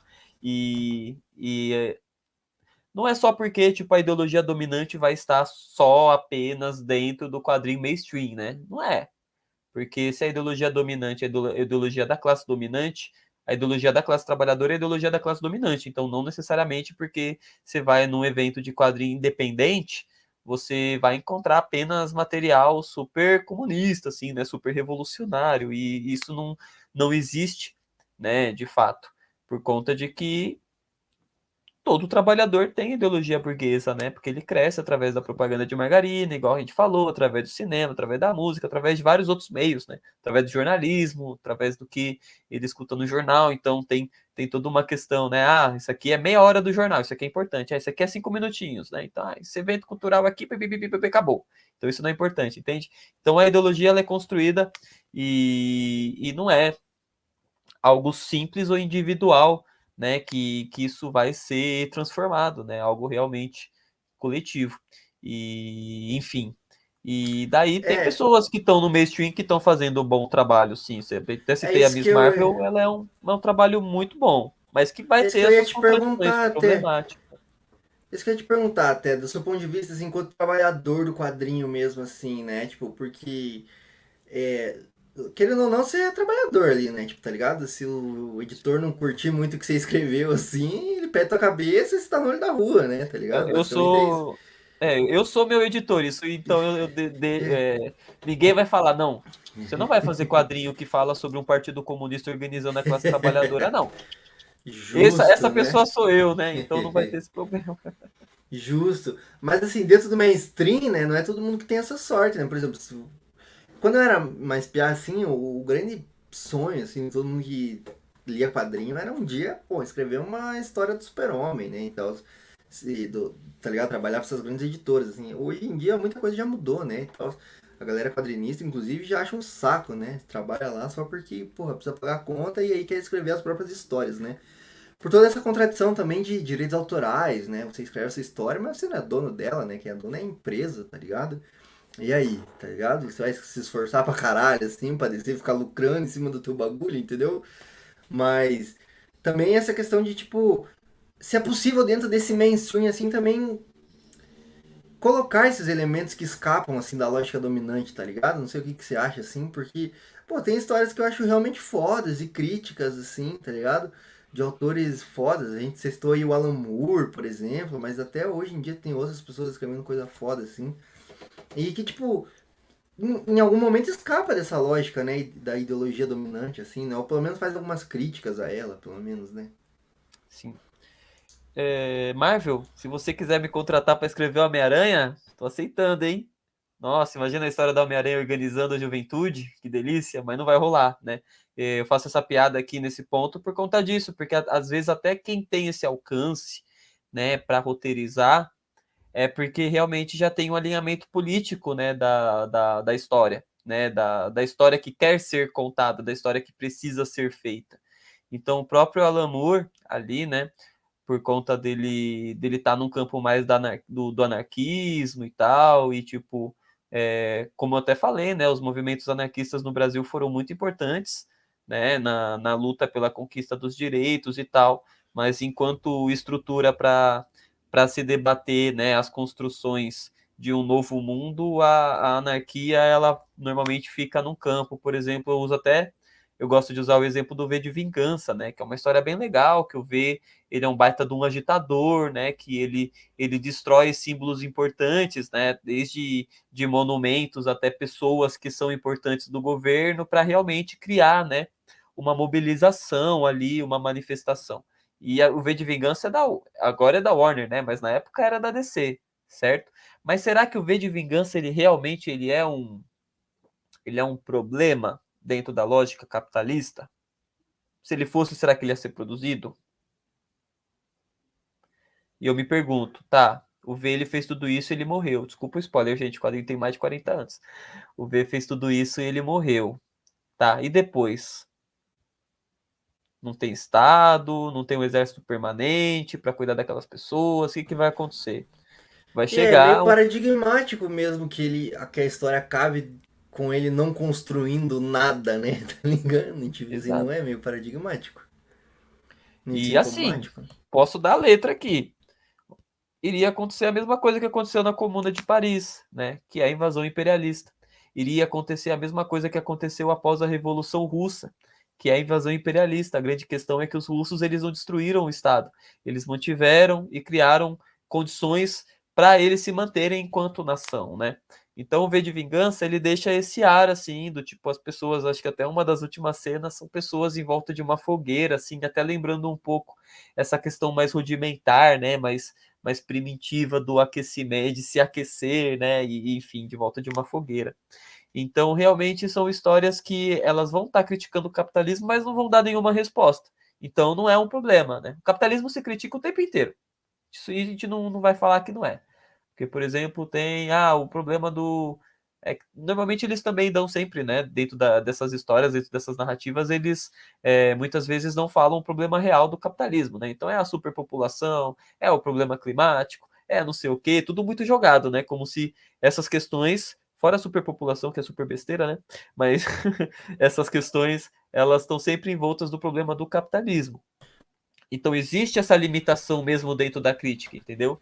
Eles não podem É, falar, e como gente, se o capitalismo é essas, uma merda, vamos derrubar. como se essas coisas que fossem criticadas brotassem do ar, assim, né? Tá ligado? Tipo assim, né? Tá ligado? Aquecimento global, nossa, aconteceu e aquecimento global. No máximo é a ação humana. Porra, que ação humana, cara? Qual ação humana, cara? Tá ligado? O que me dói é quando eles falam, é a ganância humana, assim, de uma forma muito abstrata, né? A ganância, e, tipo, não é ganância, né? É um projeto político de exploração do trabalho que não tá nem aí com a questão ambiental, né? Que não tá nem aí com a questão das contradições, né? E da violência que a classe trabalhadora sofre, né? Eu falo dessa questão da ganância porque eu estava assistindo, inclusive, aquela série é, de ficção científica, Love, Death and Robots, que ele só pega distopia assim, e ele é uma série que está cotidianamente criticando o capitalismo, criticando na segunda, acho que é a segunda ou terceira temporada, não lembro qual foi a última, tem uma que é muito específica, a colonização espanhola nas Américas, né, que é aquele Ah, fantástico, mas ainda assim não é a ganância. O burguês ele não te explora porque ele é ganancioso, gente. O burguês ele te explora porque ele precisa, porque a estrutura do capitalismo é assim. Se ele não te explorar, ele vai se fuder. Ele vai perder e vai continuar perdendo e vai continuar perdendo. Entendeu? é isso, né? Você falou do Love, Death Robots, lembrei dessa, tem uma crítica que termina exatamente assim e é meio broxante, assim, até no final, porque é os robozinhos visitando lá a distopia, tudo destruída e tal, o mundo acabou por causa das coisas, aí tem lá uns bilionários que são os culpados e tal, eles falam, nossa, mas olha, os robôs falam, nossa, como eles são otários, né, eles deixam todo mundo morrer e tal, e o final é tipo, ah, nossa, como a ganância humana é coisa ruim mesmo, né?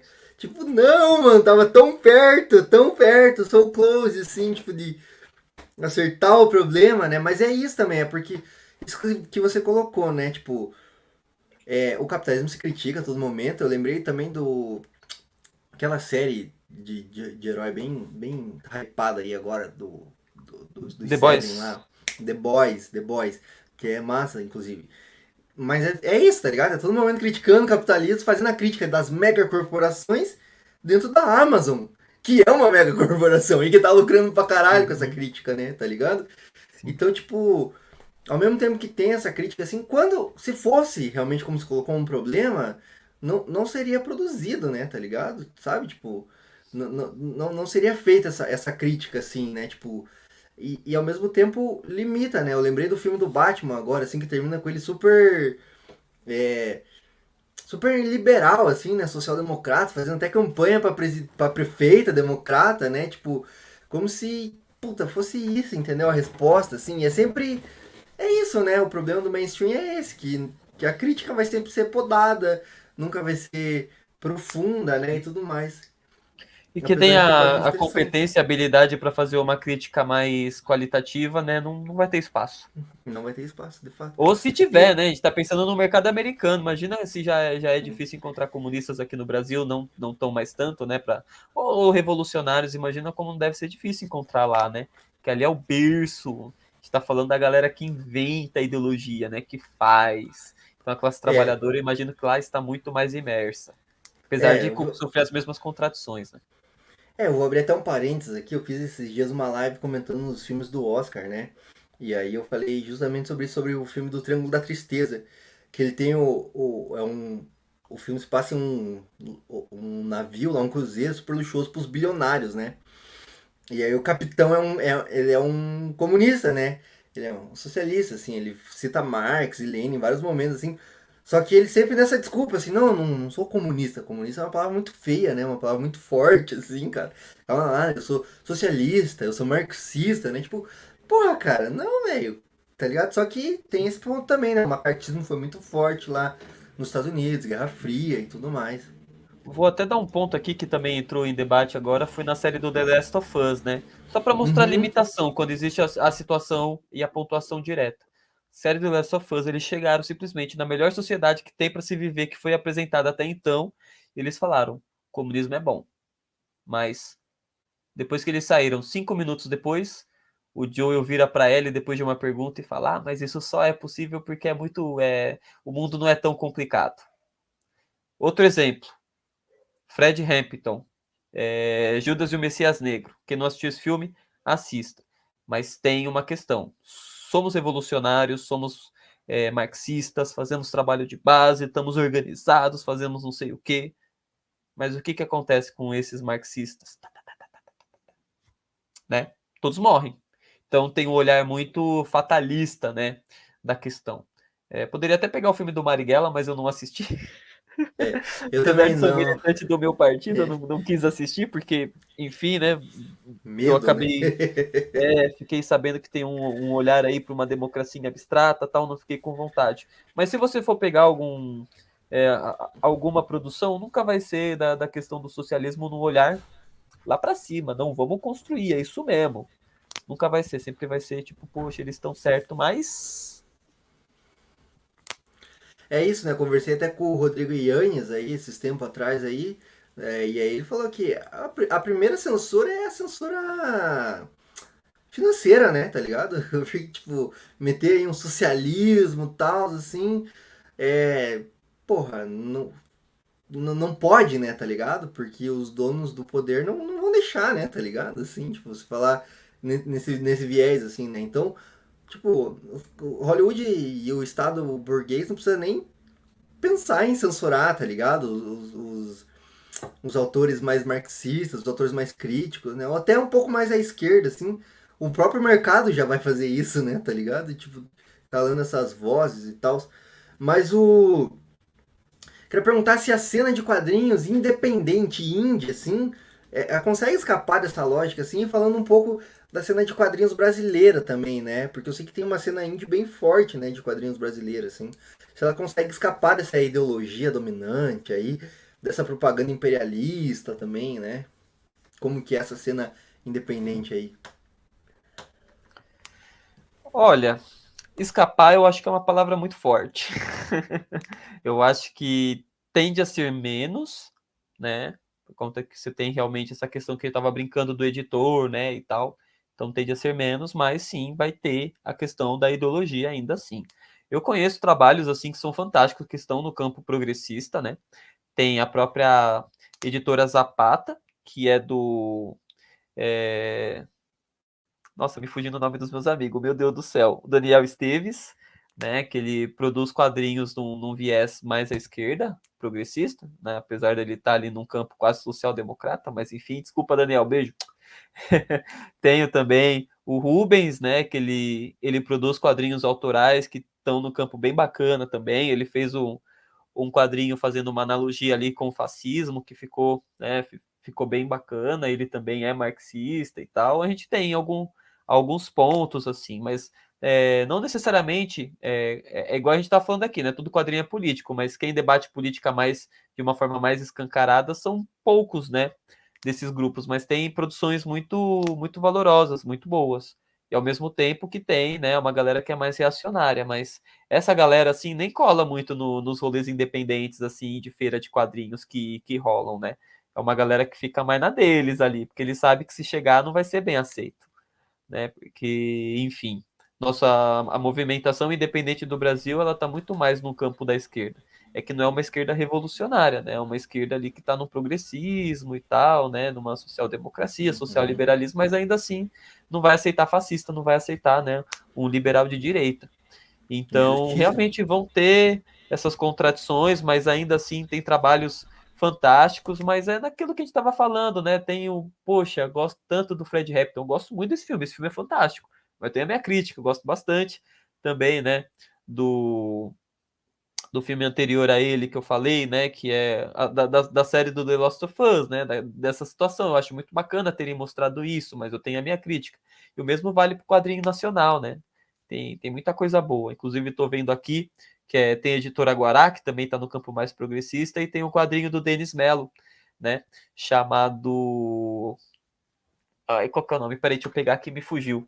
Ô, Jesus, a memória para nome hoje tá ruim, né? Que é esse aqui, o Teocrasília, né? Que é um quadrinho fantástico de uma distopia, né? De uma distopia religiosa que existe. Ele faz várias analogias ao Bolsonaro, tal, e todo o movimento de golpe, tal. Então é um quadrinho que tem uma veia política que é, tá mais aparente, assim, né? Mas é um convite mesmo. Conheçam o quadrinho nacional independente, né? Não, vai ter ali um bagulho liberal outro, vai, porque a gente né? Até eu vou escrever isso em algum momento, já devo ter escrito, e, enfim, é natural. A gente tá chafurdado também da ideologia, né? É difícil sair dela assim.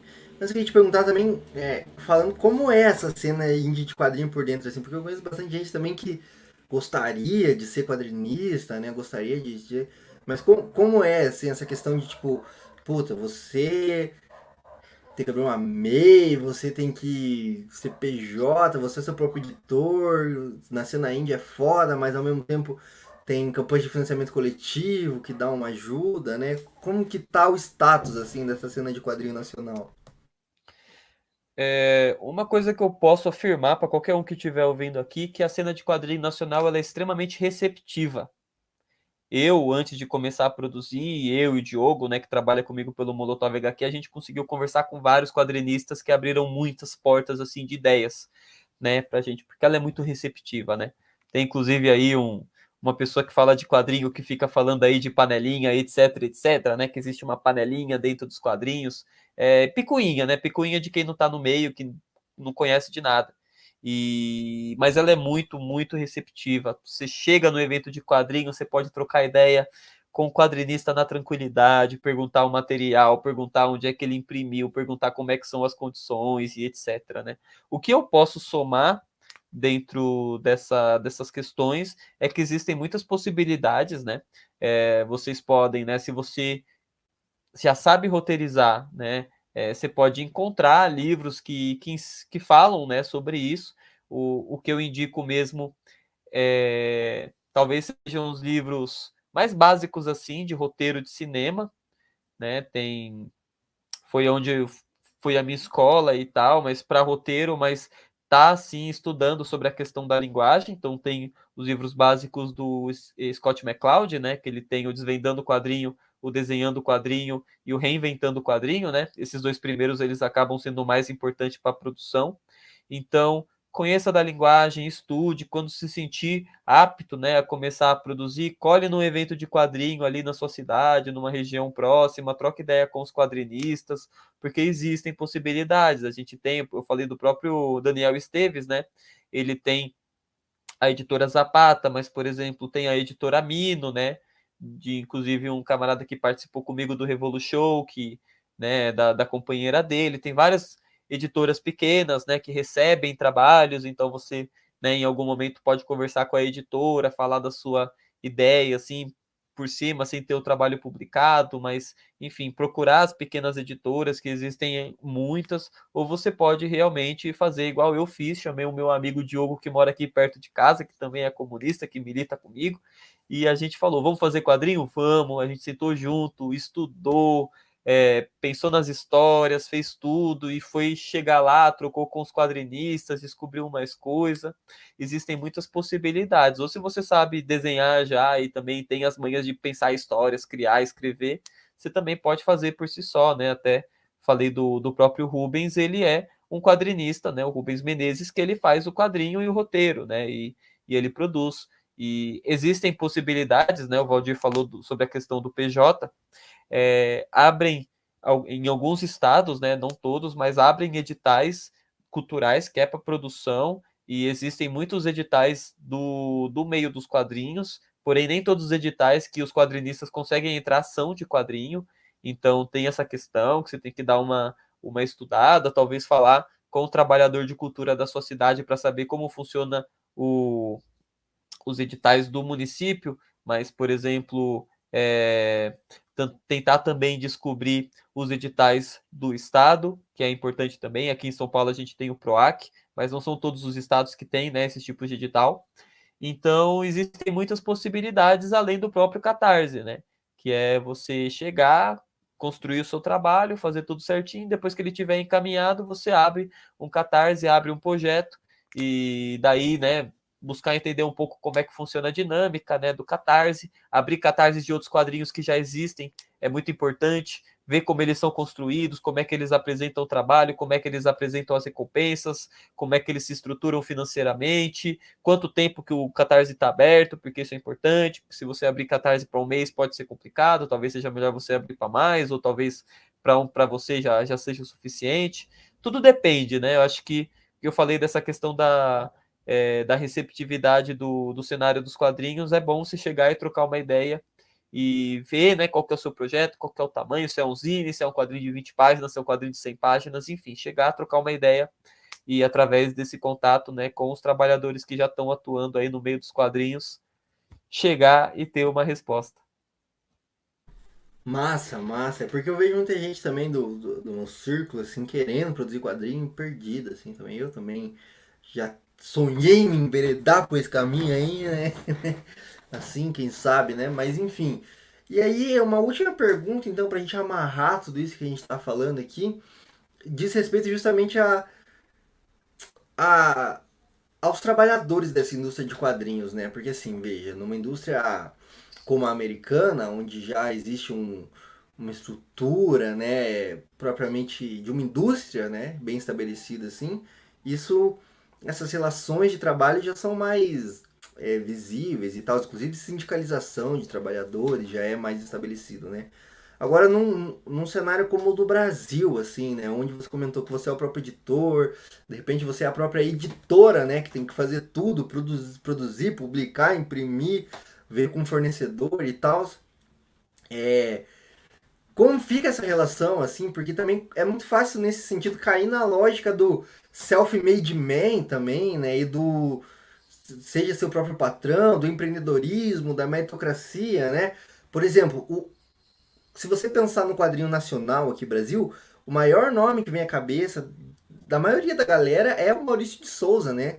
E o Maurício de Souza acaba caindo nesse estereótipo de self-made man, né? Que é o cara que fazia os próprios quadrinhos, e hoje ele é milionário, tem tal, a própria editora, né? Faz graphic novel e os caralho. A questão é Mas, quantos deles existem, né? quantos Maurício de Souza e quantos não produziam quadrinhos até mais foda que o Maurício de Souza, assim, não ficaram pelo caminho e tal.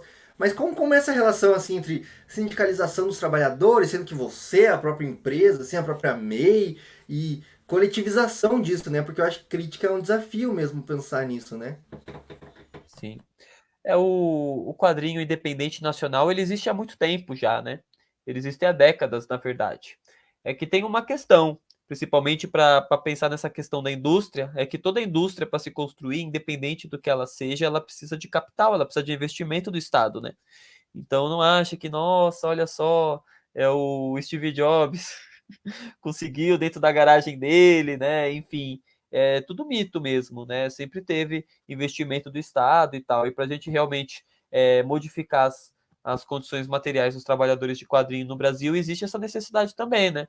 Mas vou chegar eu, Vitor, vou falar o seu Tarcísio, o seu bosta, né? Que é o fascista que foi eleito em São Paulo. Ou o Valdir vai chegar no Ratinho Júnior e falar: não funciona assim, né? A gente tem que ter uma construção coletiva do que a gente está debatendo aqui hoje no próprio podcast, né? Então, o próprio Quadrinistas Univos, ele nasce dessa necessidade mesmo, porque a gente só vai conseguir construir tanto um cenário como uma indústria de quadrinho através de investimento. E esse investimento ele tem que vir através do Estado.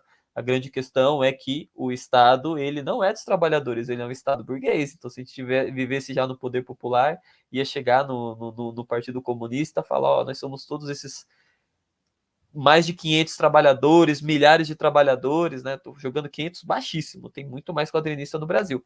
Mas aí, queremos, né, tá construindo, produzindo, mas a gente precisa. Se a gente chegar isso num burguês, ele vai rir, né? Então tem que ter uma pressão popular, tem que ter um movimento de luta para isso ser possível, né? Uma das pautas que eu levanto, que é totalmente possível dentro do capitalismo, né? Que é a construção de uma empresa pública, cultural, que invista não apenas no quadrinho, mas em toda a área cultural. Né? Porque a gente tem o edital, mas tem uma questão, gente. O edital, ele é um edital. Ele tem uma verba que ela já é pré-determinada e normalmente, não, sempre, a quantidade de inscrição vai ser muito maior a quantidade de inscritos, né? Então, existe essa questão. Então, a construção de uma empresa que seja de investimento continuado vai trazer realmente aí uma condição de tipo, você é quadrinista, faz o seu projeto, leva lá, ele é avaliado, logicamente, né? Você faz seu projeto, faz orçamento, etc. Mas ele é avaliado, arruma, vê o que precisa arrumar, é aceito e passa, né? E daí você vira, né? Um, um trabalhador ali que vai ter condições, principalmente até ter um mercado consolidado. E por que eu levo nesse ponto, né? Porque tem um olhar assim muito liberal mesmo, no sentido de tipo que a gente, enquanto trabalhador, vai conseguir resolver os problemas sozinho. E não vai, né? Porque realmente é muito difícil. Ah, os quadrinistas têm que não sei o que, os quadrinistas têm que divulgar melhor, os quadrinistas têm que não sei o que. Aí você pega a divulgação na internet. Legal. Mas espera, quem que é o dono do Instagram? Mas para eu divulgar no Instagram, eu tenho que pagar. Quem que é o dono de não sei o quê? Entende? A gente vai entrando nesses problemas. Então, individualmente, a gente não vai conseguir nada. A gente precisa de um projeto de Estado mesmo, né? E isso é possível dentro do capitalismo. Não precisa de uma revolução para Interessante. fazer uma empresa pública.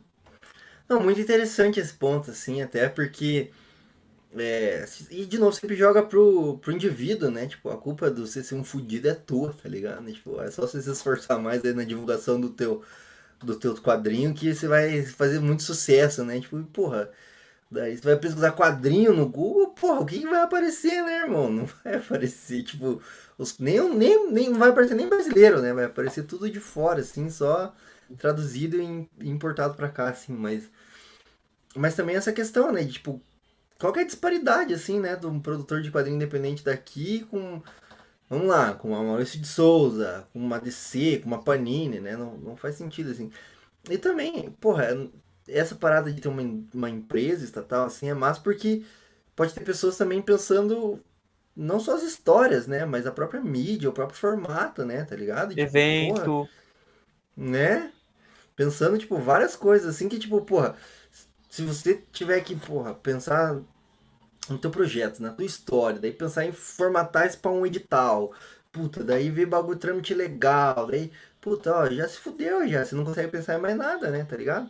Então, ter esse ecossistema é massa também, vai poder, tipo, fomentar uma indústria aqui também, né, porque, tipo, é foda falar isso, né, parece meio etapista, assim, né, mas acho que não, porque, porra, querendo ou não, pra melhorar as condições de vida da classe trabalhadora, precisa ter uma indústria forte aqui, né, tá ligado também, né, senão Uhum. porra, nós vai ser terceiro mundo pra sempre, né? Tá ligado? Tu Sim. sabe qual é?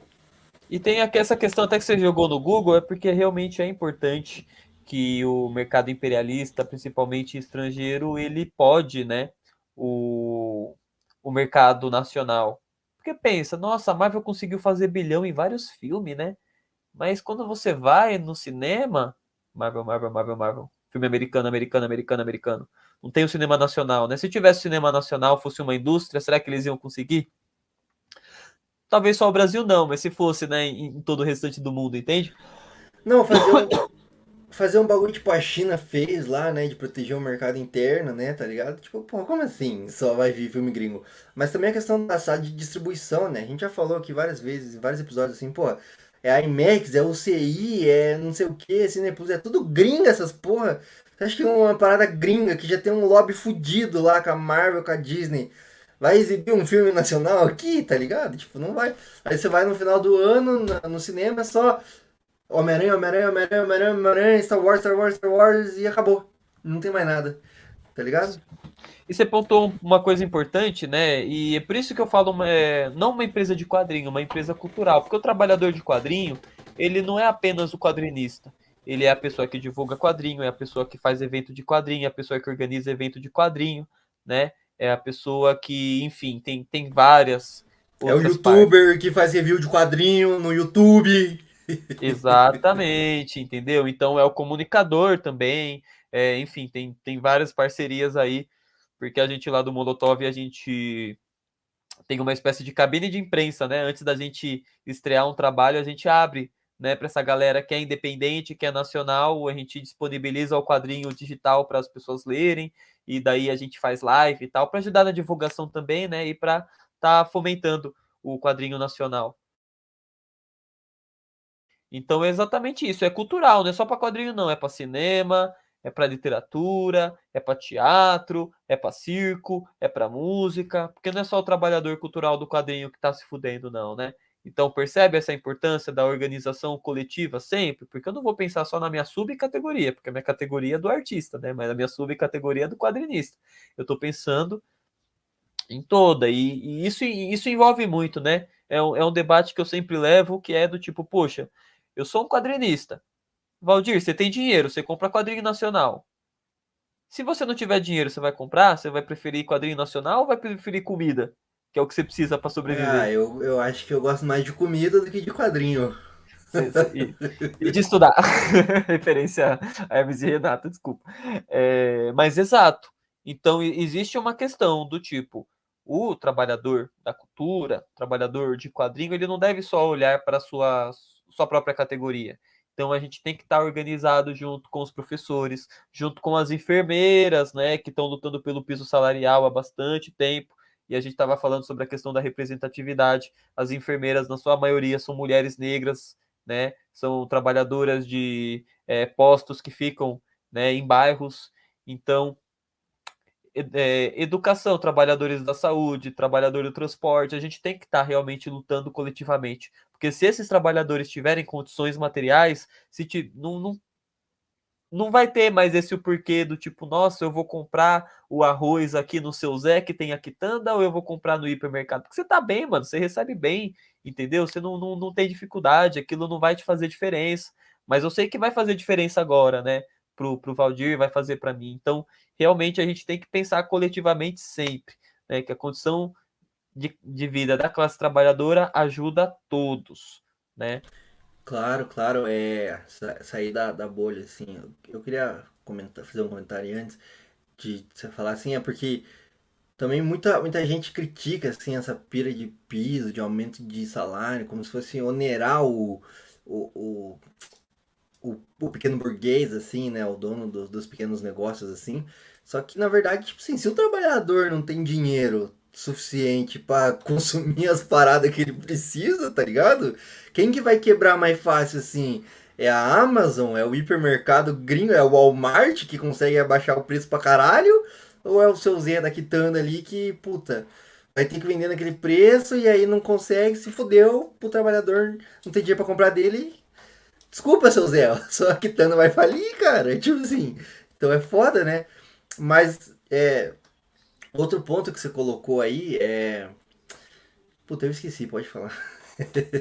Não, só um ponto sobre o Estado, que eu acho que é um ponto extremamente importante, que é, gente, vocês nunca vão abrir o jornal e vão ler Nicarágua faliu. Vocês nunca vão abrir o jornal e vão ler Honduras faliu. Sabe por quê? Porque o Estado ele não entra em falência. O Estado é aquele que faz dinheiro. A nota que você tem na sua carteira, enfim, tudo que você tem vem do Estado. Por que, que eu acho bem importante a gente pontuar isso? Porque quando a gente fala de investimento público, a gente vem nessa questão da, mas vai criar essa empresa para os quadrinistas trabalhar, mas esse dinheiro vai vir da onde? E não é o seu imposto que dá as condições para o Estado fazer investimento. Porque o Estado, na real, ele não precisa do seu imposto. O imposto existe, logicamente, por um motivo, né? Que é para, tipo, não deixar que moedas estrangeiras entrem no país, então ele tem esse motivo e alguns outros. Eu nem sou economista, não vou ser o mais apropriado para debater sobre essa questão, mas o Estado em si, ele sobrevive sem imposto. A Coreia Popular não tem imposto. Então, como é que o Olha Estado da aí, ó. Coreia Popular não faliu? Então, entende? Então, existe realmente essa necessidade, porque quando a gente fala de investimento público, parece que a gente está cometendo um crime ao bolso da pessoa, que a pessoa, nossa, vai aumentar o imposto, não sei o quê. E não, gente. Não, o que a gente quer é que o trabalhador tenha o mesmo direito, na verdade, é o mesmo direito que o burguês, porque no começo da pandemia, os bancos receberam 1,3 trilhões de dólares do Paulo Guedes e do governo Bolsonaro. 1,3 trilhões.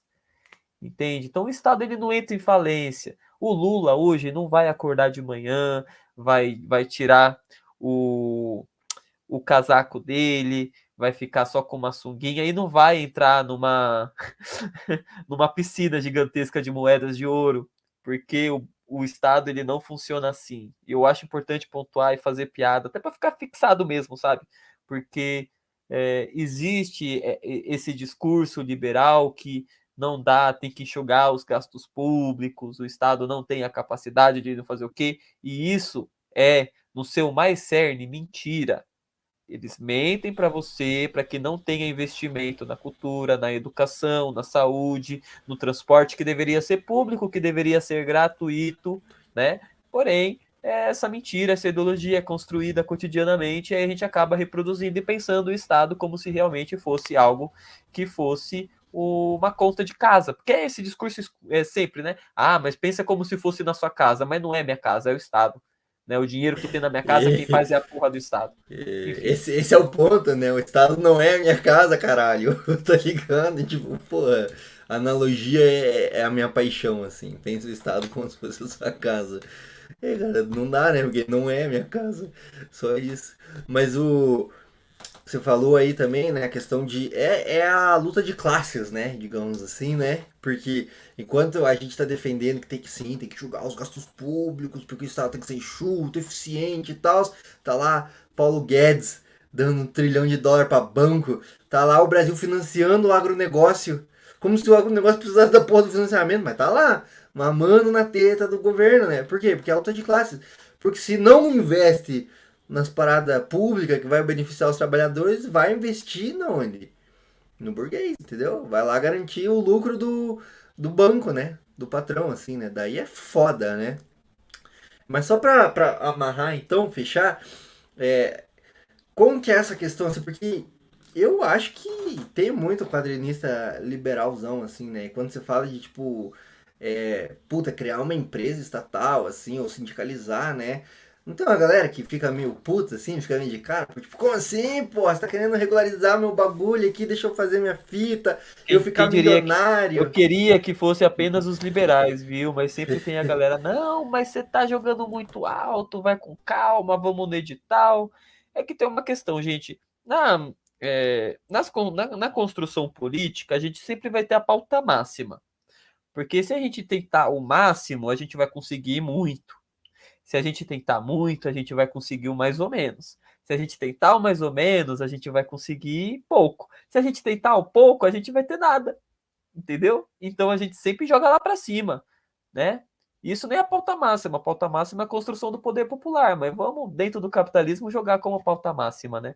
Porque essa construção ela é necessária. Ela é necessária para a gente fomentar o mercado nacional, criar uma indústria, né? E porque o quadrinista ele não é um ser que fica alheio da sociedade. Né? Se o quadrinista tiver condição material, ele vai poder comprar do dono da padaria, comprar do dono da quitanda, entende? Então você vai estar fomentando também a economia do país, né? E não só isso, o quadrinista também vai estar com a questão do transporte, com a questão do papel, né? Com gráfica, com a questão que a gente falou, né, da própria divulgação com trabalhadores de cultura, youtuber, etc. Então, realmente não é uma coisa assim do tipo, mas não é minha luta. Pensa nisso, né? Igual eu tinha comentado sobre a questão do homem, sobre a questão do trabalhador branco, né? E eu falo isso mesmo pensando em tentar pegar aquele trabalhador que veio aqui, que está num discurso mais reacionário, num discurso mais conservador, para realmente criar essas reflexões, né? Porque, cara, se é assim, você tá muito mais perto da gente do que do lado de lá, né? Burguês você não vai ficar, sinto muito. Só se existe uma forma de ser burguês, sendo trabalhador, sabe qual é? Dá um tiro na cabeça, tenta acreditar bastante em reencarnação e daí você reencarna no burguês, né? Na família burguesa. Aí você consegue ser burguês. Porque outra forma, não existe explicações históricas de trazer isso, né? É um movimento histórico de séculos, assim, para um grupo muito pequeno de pessoas. E normalmente envolve violência para esse grupo pequeno, para ele conseguir aquilo que ele tem. E muita violência, né? Muita violência. Cara, é isso, assim, eu vou trazer aqui esse bloco agora para as considerações finais, assim, deixar aberto aí o espaço, pedir indicações culturais, assim, de quadrinhos principalmente, né, já que esse é o papo, assim, né, mas também de coisas que você queira indicar, assim, e deixar aberto também, você dá até o jabá aí, cara, aí do Molotov HQ, das suas HQs, de HQs aí que você queira indicar pra galera também, de coisas que possam somar nesse debate assim também, né? Ou de simplesmente coisas legais que você acha que a galera devia estar lendo. Uhum. Ó, vou fazer uma indicação muito específica, além das várias outras que eu dei já, do Daniel Esteves, das Zapata Edições, do trabalho do Rubens, do trabalho de vários outros quadrinistas. Mas é o quadrinho que foi baseado num livro chamado Kaniko-sen, né? O Navio Caranguejeiro. Ele é um quadrinho que foi lançado pela Veneta. Ele é um mangá, na verdade, né? Mas mangá também é quadrinho, por isso que eu falo quadrinho.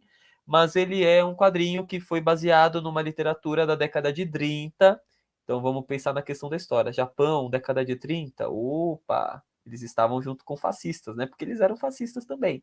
E daí esse trabalhador, né, que é o Takeshi Kobayashi, ele era um escritor que fez um livro fantástico e infelizmente ele foi capturado pelo Império Fascista japonês por causa desse trabalho também, né, e também por estar organizando ali os trabalhadores, e ele foi torturado, ele acabou falecendo depois de uma tortura, né, depois de várias sessões de tortura.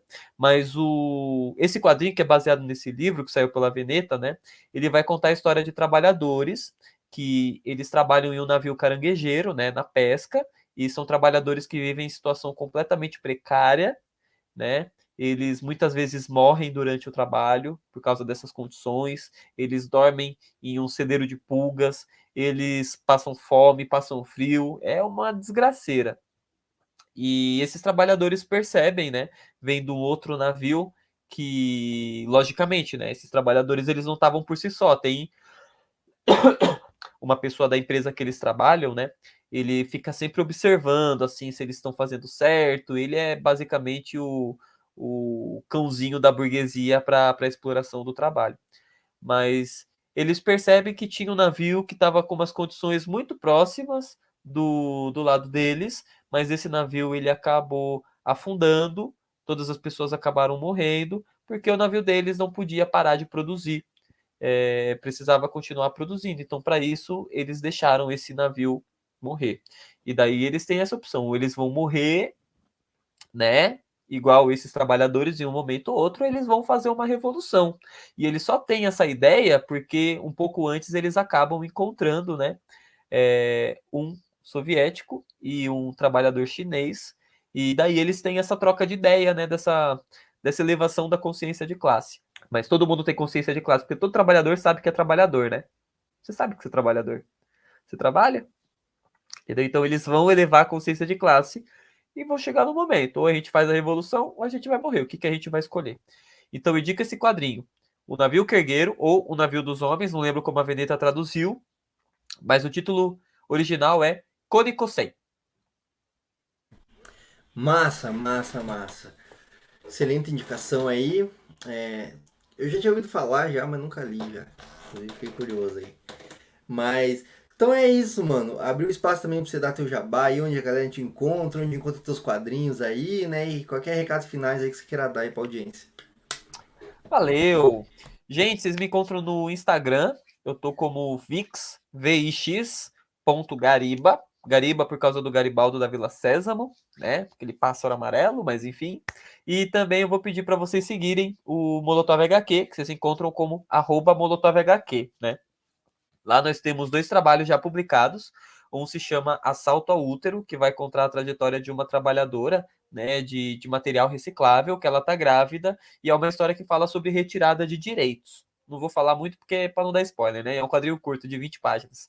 E tem o Pavilhão, que é o nosso segundo trabalho, que vai falar sobre essa questão, né, do encarceramento em massa da população, mas principalmente sobre as condições de vida, né, da classe trabalhadora mais precarizada e família, amizade, falta de acesso à saúde, educação, moradia, todos os problemas que a gente está conversando aqui. Gostaria muito de agradecer o Valdir pelo convite, fiquei muito feliz de participar de mais esse podcast falando de política, que é um assunto que eu gosto bastante. E é isso. Te vejo por aí. É isso aí. A gente agradece aí a paciência, a disponibilidade por aturar a gente aqui, por topar participar do nosso Indo Talk aqui, nosso podcast aí, humilde, mas que me parece que cresce. Vai crescer. Ou se cresce, cresce muito. Pra você que ouviu, assistiu, acompanhou até o final. Aí, vencemos, venceremos e vamos vencer, né? Mais um episódio do Indo Talk, o podcast se encerrando, mas ele não acaba aqui, ele traz consigo mais recados paroquiais. Vamos lá. Em primeiro lugar, você já sabe, site indotalks.com.br. Vamos fazer mais resenhas críticas de quadrinhos, vamos trazer mais textos sobre quadrinhos, vamos fazer mais críticas à indústria do quadrinho, vamos fazer mais críticas à Panini também, porque a Panini merece críticas. indotalks.com.br. Além de quadrinhos, tem muita cultura pop lá, né? Sempre com viés crítico e tudo mais. Aí que você já sabe, né? Você já tá ligado. Então, indotalks.com.br é o site para você acessar e conferir todos os nossos textos, quizzes, resenhas, artigos de opinião e enfim, tudo que é escrito. Redes sociais, @indotalks. Estamos em todas elas. Todas. Não, independente da rede social. Estamos lá. Facebook, Twitter, Instagram, TikTok. Estamos lá. Tá? Aos trancos e barrancos produzindo conteúdo. Acho que vale a pena você seguir a gente em todas. Onde mais estamos nós? Spotify, Google Podcast, não sei mais onde escuta podcast, onde você quiser escutar podcast, a gente estamos lá. Certo? Tem conteúdo só em áudio também, eu falei dessa série aí sobre quadrinhos, só tem áudio isso aí, não tem vídeo, não tem no YouTube, não tem no TikTok, só tem no Spotify. Mentira, tem outros agregadores de podcast, né? Mas só tem áudio. Então, segue a gente lá, acompanha a gente por onde a gente for aí. Que mais de recados temos? YouTube, cara. Se você está ouvindo esse episódio, eu vou te pedir um favor. Corre no YouTube, youtube.com/@indutalks. Se inscreve no canal, ativa o sininho para não perder nenhuma notificação. Curte esse vídeo, comenta, compartilha, veja outros vídeos desse canal aqui, ajude o algoritmo a entender que esse canal é bacana e merece crescer, tá certo? Então, é isso. E claro, lembrando sempre as formas financeiras de contribuir com esse canal, com esse podcast, com esse projeto, né? Com esse portal de comunicação aqui, multiplataformico, apoia.se/Indutalks, estamos lá, produzindo conteúdo, produzindo muito conteúdo. Pode contribuir, qualquer valor. Quem doa 5 pilinhas ou mais, tem todos os episódios adiantados, tá? Terminou a edição, saiu do forno o episódio, pum, apoia esse primeiro, tá certo? Que mais? PicPay, tamo no PicPay, @Indutalks, procura a gente lá, faz um Pix pra nós lá. Quer fazer um Pix? Ah, não posso ajudar no Apoia, esse cara, todo mês, não tem cartão de crédito, não consigo me comprometer aí. Não, faz um Pix pra gente, @Indutalks no PicPay ou contato@indutalks.com.br é a chave Pix para você fazer um Pix pra gente. Ah, falei do Spotify, né? Mas a melhor forma de você ajudar a gente é ouvindo o episódio pela Orelo. orelo.cc/Indutalks. Mas orelo.cc/Indutalks. Cara, só dá o play lá, você já vai estar ajudando a gente aqui. Você não precisa pagar nada e você vai estar ajudando a gente, tá? É a única plataforma que, até onde eu sei, né, que remunera criadores de conteúdo em podcast. Então só dá o play lá na orelo.cc pra gente ganhar 3 centavos a cada reprodução. A gente vai ainda criar, né, as campanhas de financiamento aí na Orelo, mas é isso aí, tá? E é isso aí, meu povo e minha pova, vencemos mais um episódio do Indutalk, acabou os recados, acabou tudo. Tem mais conteúdo aí nosso pela Interwebs, fica com a gente, tá? Mas é isso, nos vemos no próximo. Um abraço e até a próxima! Acabou!